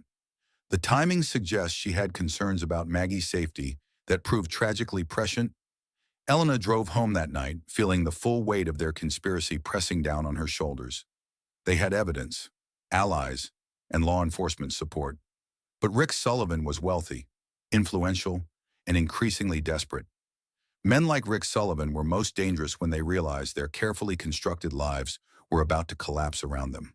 Elena just hoped they could save Maggie's life before Rick decided to accelerate his timeline and eliminate the witnesses who threatened his freedom. The recording device continued capturing conversations in room 314. Dr. Mitchell delayed medical decisions with requests for additional consultations. Detective Morrison launched his investigation into Rick Sullivan's activities. And somewhere in her hospital bed, Maggie Sullivan continued fighting for her life, unaware that her survival had become the center of a battle between love and greed, truth and deception, justice and murder. Elena Rodriguez was committed now to seeing this fight through to its conclusion, whatever the cost might be to her own life and career. Some battles are worth every risk. Detective Morrison proved to be everything Elena had hoped for in a law enforcement ally: methodical, thorough, and experienced enough to understand the complexities of domestic violence cases involving wealthy, influential perpetrators. Over the following week, he conducted separate interviews with Elena, Tommy, Sarah, Dr. Mitchell, and Grace Campbell Morrison, building a comprehensive picture of Rick Sullivan's deceptions and murderous intentions. We have established motive, opportunity, and documented conversations discussing the victim's death as beneficial to the suspect, Morrison explained to Elena during their second formal meeting in a small conference room at the police station. The financial incentives are clear: insurance money, inheritance, elimination of divorce proceedings that would have cost Rick half his assets. The romantic motive is equally obvious: freedom to marry his mistress without the complications of a messy public scandal. Elena felt a surge of hope that justice might finally be within reach. Is it enough evidence to arrest him? Not quite yet. We need proof of active harm or immediate intent to cause death. The recordings are highly suspicious and certainly establish grounds for thorough investigation. But a skilled defense attorney could argue that they represent difficult family discussions about legitimate end-of-life care decisions. Morrison's expression grew more serious. We also need to be prepared for Rick to become increasingly dangerous as he realizes he's under scrutiny. Men like Rick Sullivan often escalate their behavior when they feel cornered or threatened. What kind of escalation? Attempts to discredit witnesses, intimidation tactics, acceleration of their timeline for committing the crime they've been planning. Morrison leaned forward with the intensity of someone who had seen too many cases end badly. Elena, I need you to understand that you and the Sullivan children are now at personal risk. Rick has extensive resources and connections that he can use to destroy your reputations and possibly your physical safety. Lena felt a chill run down her spine, but her resolve remained firm. What do you recommend we do? Continue gathering evidence, but be extremely careful about your personal security. I'm requesting surveillance authorization and a court order to prevent any changes to Maggie's medical treatment without judicial oversight. But Rick will likely realize something is wrong when those restrictions go into effect. Morrison proved prophetic about Rick's response to increased scrutiny. Elena arrived for her shift the following Monday morning to find Rick waiting by the nursing station with Victoria Blackwell and a man in an expensive suit who radiated legal authority. Rick's usual facade of grief-stricken husband had been replaced by cold calculation and barely controlled anger. "Nurse Rodriguez." Rick's voice carried a menacing edge that made several other staff members turn to look. "I understand you've been discussing my wife's medical case with unauthorized parties and making inappropriate accusations about my character and intentions?" Elena maintained her professional composure, despite the intimidation tactics. "I discuss medical care with family members as appropriate and follow all hospital protocols regarding patient confidentiality. My children claim you've been filling their heads with conspiracy theories about my marriage and my commitment to their mother's care." Rick stepped closer, using his physical presence to create psychological pressure. "They say you've been recording private family conversations and sharing confidential medical information with people outside our family." Victoria moved to stand beside Rick, her expensive perfume and designer clothing creating a stark contrast to Elena's practical nursing scrubs. "Rick, perhaps we should discuss this situation with hospital administration. Staff members who exceed their professional boundaries and violate patient privacy regulations should face appropriate consequences." The man in the expensive suit opened a leather briefcase and withdrew several official-looking documents. "I'm David Sterling, Mr. Sullivan's attorney. We've prepared formal complaints alleging professional misconduct, violation of patient confidentiality, and harassment of a grieving family during their time of crisis." Elena realized that Rick was launching a preemptive strike designed to destroy her credibility before she could present her evidence to authorities. "That won't be necessary. I've followed all appropriate protocols and acted in the best interests of my patient." But Rick's threat was clear and immediate. Elena understood that her position was vulnerable, a nurse's word against a prominent businessman's wealth, influence, and legal representation. The situation deteriorated rapidly over the following days as Rick systematically attacked everyone who threatened his carefully constructed plans. Sarah arrived at the hospital that afternoon, visibly shaken, her usual professional composure completely shattered. "Dad knows we've been investigating his activities. He had his attorney contact my employer, claiming I'm spreading malicious rumors about our family during a time of crisis. They've placed me on administrative leave pending a full investigation into my conduct and mental stability." Tommy's experience proved even more devastating. Dad called my landlord and told him I was involved in criminal harassment of a grieving family. He said I was mentally unstable, possibly dangerous, and suggested that my presence in the building might create liability issues. "I have 72 hours to vacate my apartment." Elena watched these two young adults as Rick used his wealth and connections like weapons, systematically dismantling their lives to punish them for threatening his murderous schemes. "He's also frozen all the family financial accounts," Sarah continued, tears streaming down her cheeks. "Claims it's necessary to prevent me from misusing family resources during my alleged mental health crisis. I can't access money for rent, groceries, or legal representation." Tommy's artistic income provided no defense against Rick's systematic assault on his livelihood. "He's contacted several galleries where I show my work, suggesting that I'm going through a psychological breakdown that makes me unreliable for business relationships. 3 potential exhibitions have been canceled." Elena, Sarah, and Tommy found themselves sitting in the hospital chapel, the weight of Rick's power seeming insurmountable. The sacred space offered little comfort as they contemplated the destruction of their lives, careers, and reputations in service of exposing a truth that seemed increasingly impossible to prove. "Maybe we should stop," Sarah whispered, her voice broken with despair. "Maybe we're wrong about everything. Maybe Dad really is just a grieving husband making difficult decisions about Mom's care, and we've let our suspicions create a conspiracy that doesn't actually exist." Elena looked at these two young adults, watching their faith in justice crumble under the crushing weight of their father's retaliation. She thought about her own mother, about Carlos's manipulations during Mama's final illness, about all the women who had died because nobody was willing to fight hard enough against powerful men who treated human lives like disposable assets. "We're not wrong," Elena said with quiet conviction, "and we can't stop now. Your mother is counting on us. Even though she can't speak for herself or ask us to keep fighting." Elena made a decision that would either save Maggie's life or result in the complete destruction of her own future. The plan was dangerous, possibly illegal, but it represented their only chance to catch Rick in an act that could not be dismissed or explained away. "Tomorrow night, Rick will be forced to make his move," Elena explained to Tommy and Sarah. "Detective Morrison's court order restricting medical decision-making goes into effect Monday morning. If Rick is going to act on his murderous intentions, it has to happen this weekend." "How can you be so certain?" Tommy asked. "Because I'm going to create a situation that forces his hand. I'm going to make Rick believe that Maggie is either recovering rapidly or declining rapidly, either of which will require him to act immediately to preserve his plans." Elena outlined her strategy, a carefully orchestrated deception that would compel Rick to reveal his true intentions in a way that could be recorded and presented as evidence of premeditated murder. The plan required Elena to risk her nursing license, her career, and possibly her personal safety by manipulating medical information and creating false emergencies. But Maggie's life hung in the balance, and conventional approaches had proven insufficient against Rick's wealth and influence.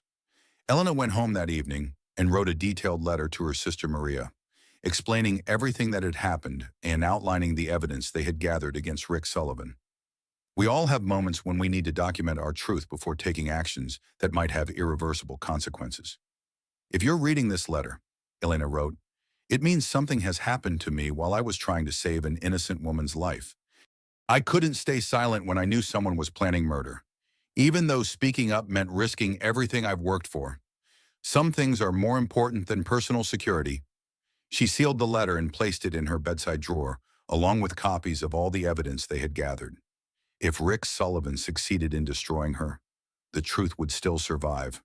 Tomorrow night would determine whether Maggie Sullivan lived or died, whether Rick's perfect crime succeeded or failed, and whether Elena Rodriguez's commitment to protecting vulnerable patients would save a life or destroy her own. Elena fell asleep that night knowing she had chosen the only path her conscience would allow, regardless of the consequences. Some battles define who we truly are when everything is at stake.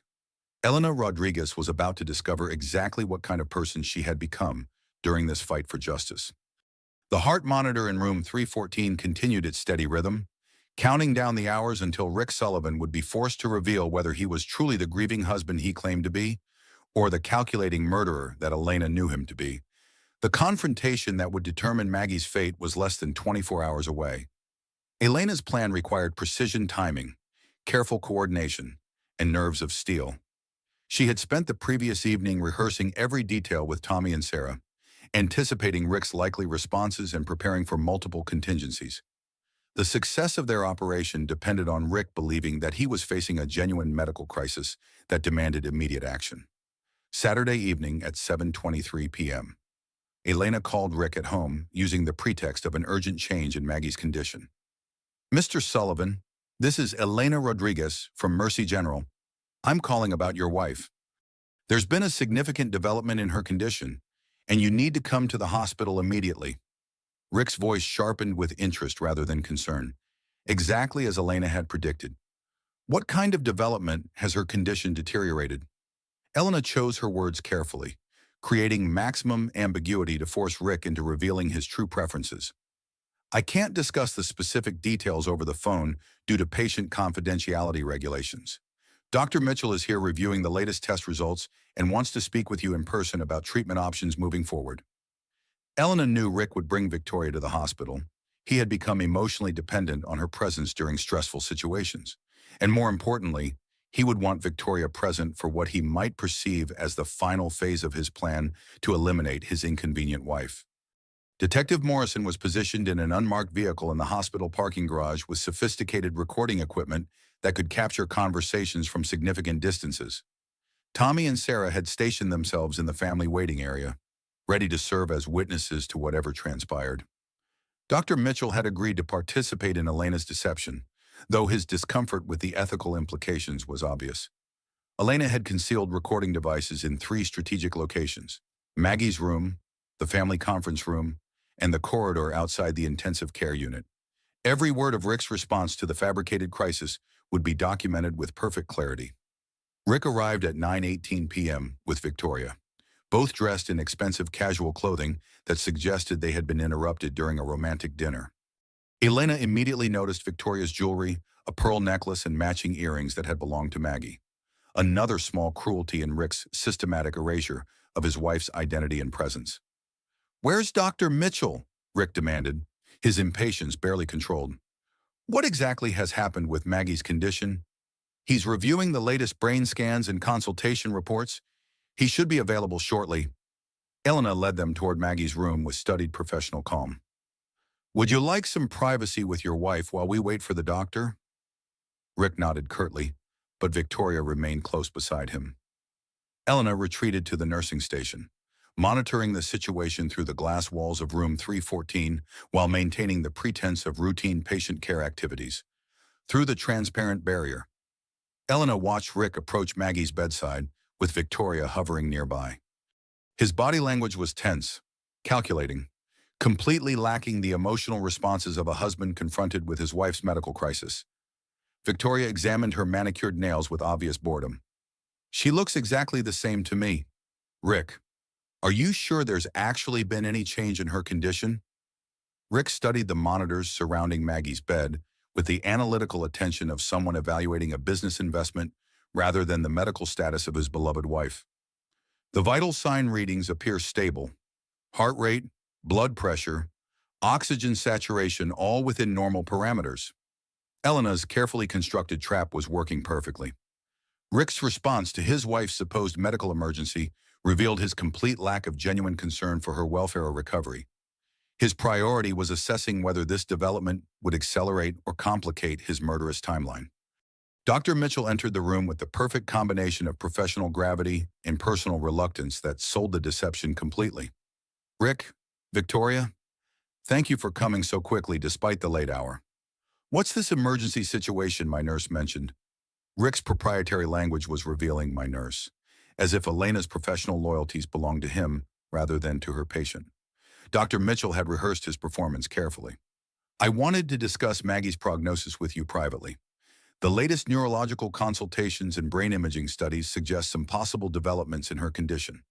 Elena positioned herself where she could observe Rick's facial expressions as Dr. Mitchell delivered information that would force him to reveal his true priorities. "What kind of developments?" Rick's voice carried anticipation rather than hope. "The results are somewhat ambiguous, which is why I wanted to speak with you before making any treatment recommendations." Dr. Mitchell's discomfort with the deception was barely concealed, but his commitment to protecting his patient outweighed his ethical reservations. "Some indicators suggest potential improvement in brain function, while others point toward possible decline." This was the crucial moment Elena had orchestrated.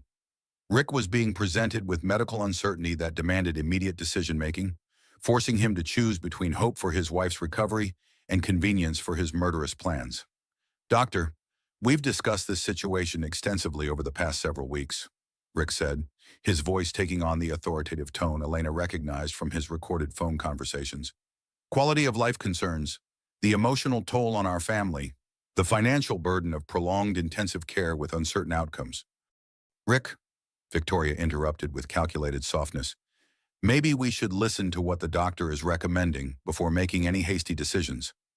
But Rick continued, revealing his true nature with every word.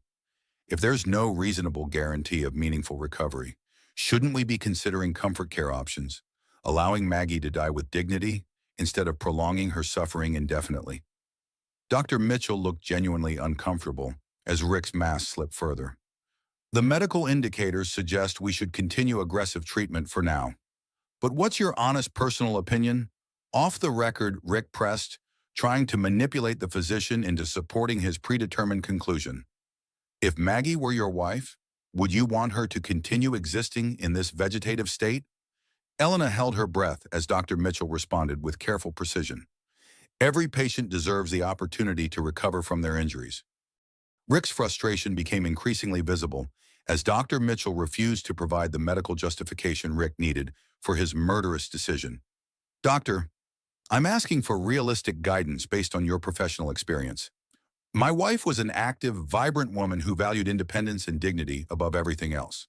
This prolonged unconsciousness isn't living by any meaningful definition." Elena heard the cold calculation behind Rick's words. He was constructing a narrative that would justify withdrawing life support, using Maggie's pre-accident vitality as grounds for ending her current existence. The conversation continued for nearly 25 minutes, with Rick becoming increasingly aggressive in pushing for comfort care, while Dr. Mitchell maintained that medical protocol required continuing all life-sustaining treatments. Elena's recording devices captured every damning word, every reveal of Rick's true priorities and motivations. Finally, Rick's patience reached its breaking point. "Fine, I'll consult with other physicians who understand the reality of our situation. I'll get second opinions from doctors who aren't emotionally invested in prolonging the inevitable." Rick's voice turned hard with barely controlled anger. "But I won't stand by and watch my wife suffer indefinitely while everyone profits from extending her meaningless existence." The word profits was particularly revealing. Rick saw the medical team as financial parasites exploiting his family's tragedy for monetary gain, projecting his own mercenary motivations onto others. As Rick and Victoria prepared to leave the hospital, Elena witnessed Rick's final interaction with his unconscious wife. He approached the bed, leaned down to kiss Maggie's forehead with practiced tenderness for any observers, then whispered words that the recording equipment captured with perfect clarity. "This will all be over very soon. Maggie, I promise you won't have to suffer much longer. Not you'll be better soon, or we're all fighting for your recovery. This will be over soon. A promise of death, not healing." Victoria touched Rick's arm with possessive familiarity. "Come on, honey, let's go home and try to get some rest. Tomorrow we can start making the necessary arrangements." Elena noticed Victoria's use of home and we. She had completely assumed Maggie's role as Rick's partner, already mentally inhabiting the life she would claim once Maggie was dead. After Rick and Victoria left the hospital, Elena sat with Maggie in the quiet darkness of room 314, holding her patient's hand while processing the evening's revelations. "We did it, Mrs. Sullivan. We have everything on record." Rick revealed his true intentions, and now Detective Morrison has evidence that can't be explained away or dismissed. Elena had successfully forced Rick to expose his murderous plans, but she realized that she had also irrevocably committed herself to a confrontation with a dangerous man who had everything to lose. The recording devices had captured Rick's complete lack of concern for his wife's welfare, his manipulation of medical ethics to justify murder, and his timeline for eliminating the woman who stood between him and his new life with Victoria. But Elena also understood that Rick would now know he had been trapped and recorded. His next moves would be desperate, possibly violent, as he realized that his carefully constructed facade had been completely stripped away. Detective Morrison would have enough evidence to arrest Rick for attempted murder, but the legal process would take time, and desperate men often accelerate their timelines when they realize they're cornered. Elena had saved Maggie's life by exposing Rick's true nature, but she had also made herself a target for a man who had already proven willing to kill to protect his secrets. The trap had worked perfectly. Now Elena had to survive the consequences of her success.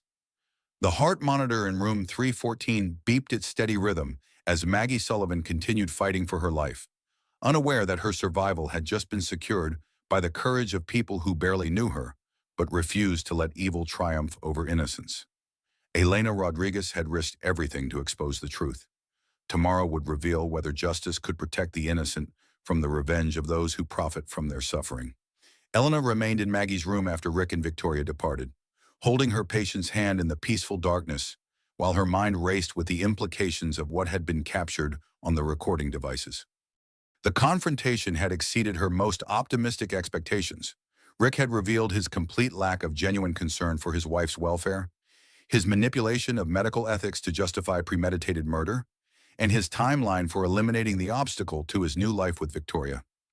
"We did it, Mrs. Sullivan," Elena whispered to her unconscious patient. "We have evidence that nobody can dismiss or explain away. You're safe now."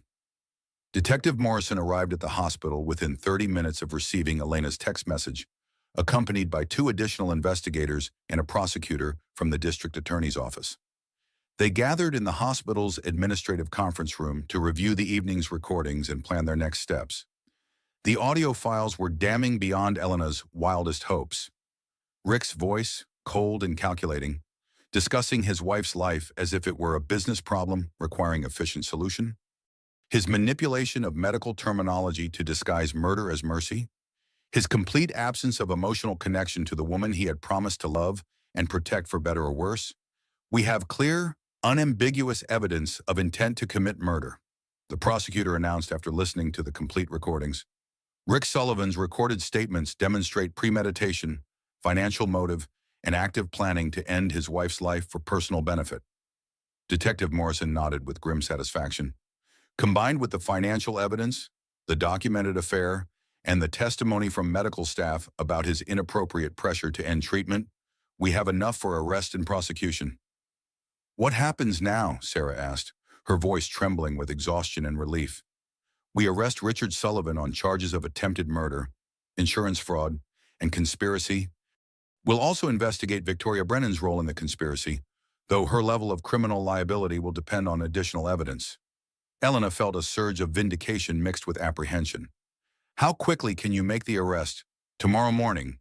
We don't want to give Rick time to destroy evidence or flee the jurisdiction once he realizes his plan has been exposed. But the prosecutor's expression carried a warning that tempered Elena's relief. You need to understand that Rick Sullivan will use every resource at his disposal to fight these charges.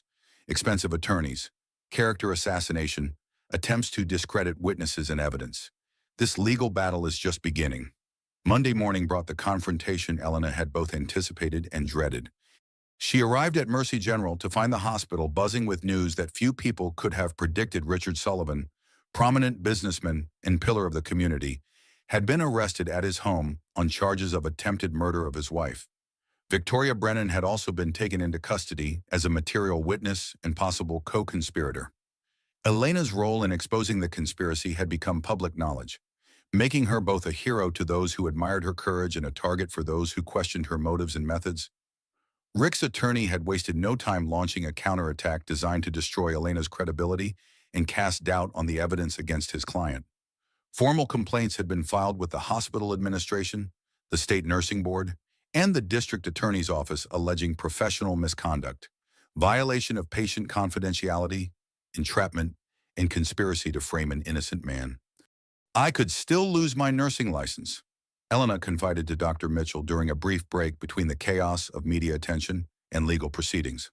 Not if you were acting in good faith to protect your patient from harm, Dr. Mitchell replied with conviction.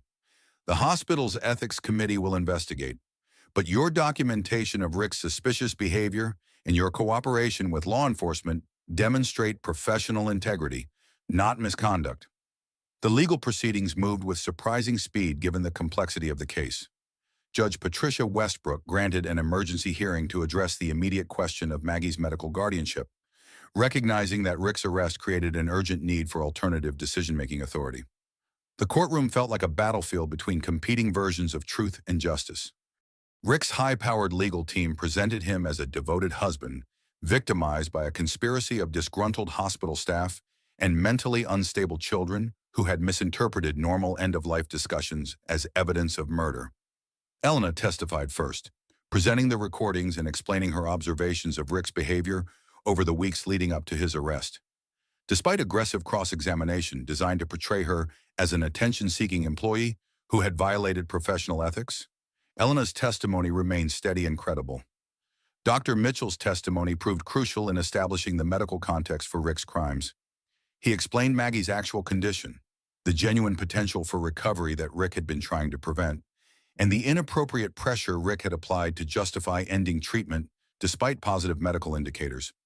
Tommy and Sarah provided devastating testimony about their father's behavior, his systematic deception regarding the affair with Victoria, and his financial motivations for wanting their mother dead.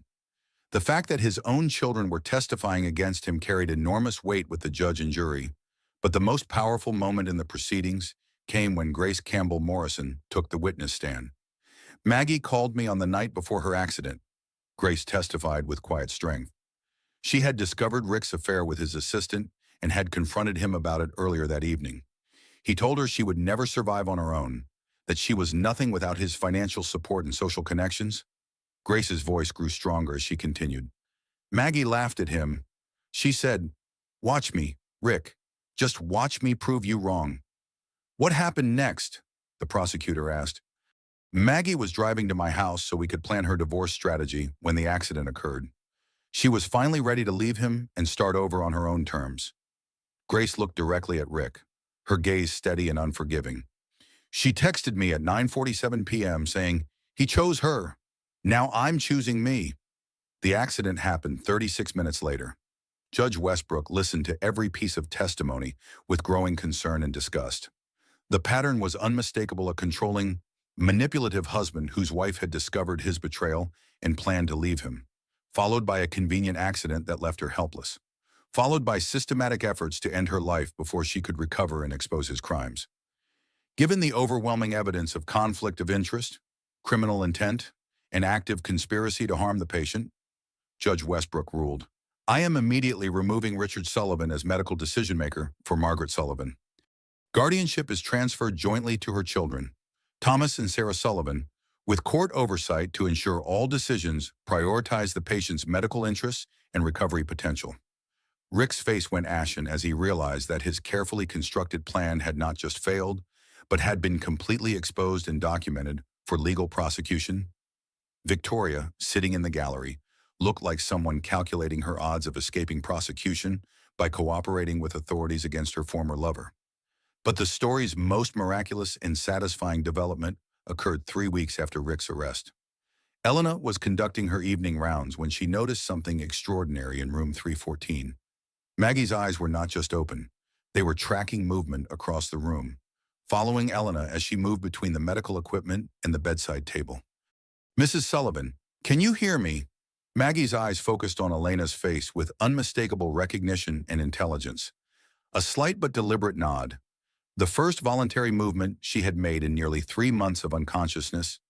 Elena's hands shook with emotion as she immediately called Tommy and Sarah. Within an hour, room 314 was filled with tearful reunions and joyful celebration as Maggie slowly began awakening from the coma that had nearly cost her life. Her recovery proved to be gradual but remarkable. Physical therapy to rebuild muscle strength and coordination, speech therapy to regain communication skills that had been dormant for months, occupational therapy to relearn the basic activities of daily living. Each day brought measurable progress, new abilities recovered, fresh evidence of the miracle they had fought so hard to preserve. But perhaps most importantly, Maggie's cognitive functions returned intact. Her memory of events leading up to the accident remained clear. Rick's affair, her decision to leave him, her determination to reclaim her independence and dignity. She remembered driving to Grace's house to plan her new life. She even remembered some conversations and sounds from her time in the coma, including Elena's voice reading to her and fighting for her survival. 6 months later, Elena visited Maggie in her new downtown apartment, a bright and cheerful space that reflected her recovery and newfound independence. The divorce had been finalized 4 months earlier, with Maggie receiving half of Rick's assets as well as full control of the interior design business she had built with Grace. Rick's construction empire had collapsed under the weight of criminal charges, legal expenses, and public scandal. The attempted murder prosecution, combined with revelations about his business practices and personal conduct, had destroyed his reputation and financial standing. Several major contracts had been canceled, key employees had resigned, and civil lawsuits from investors had drained his remaining resources.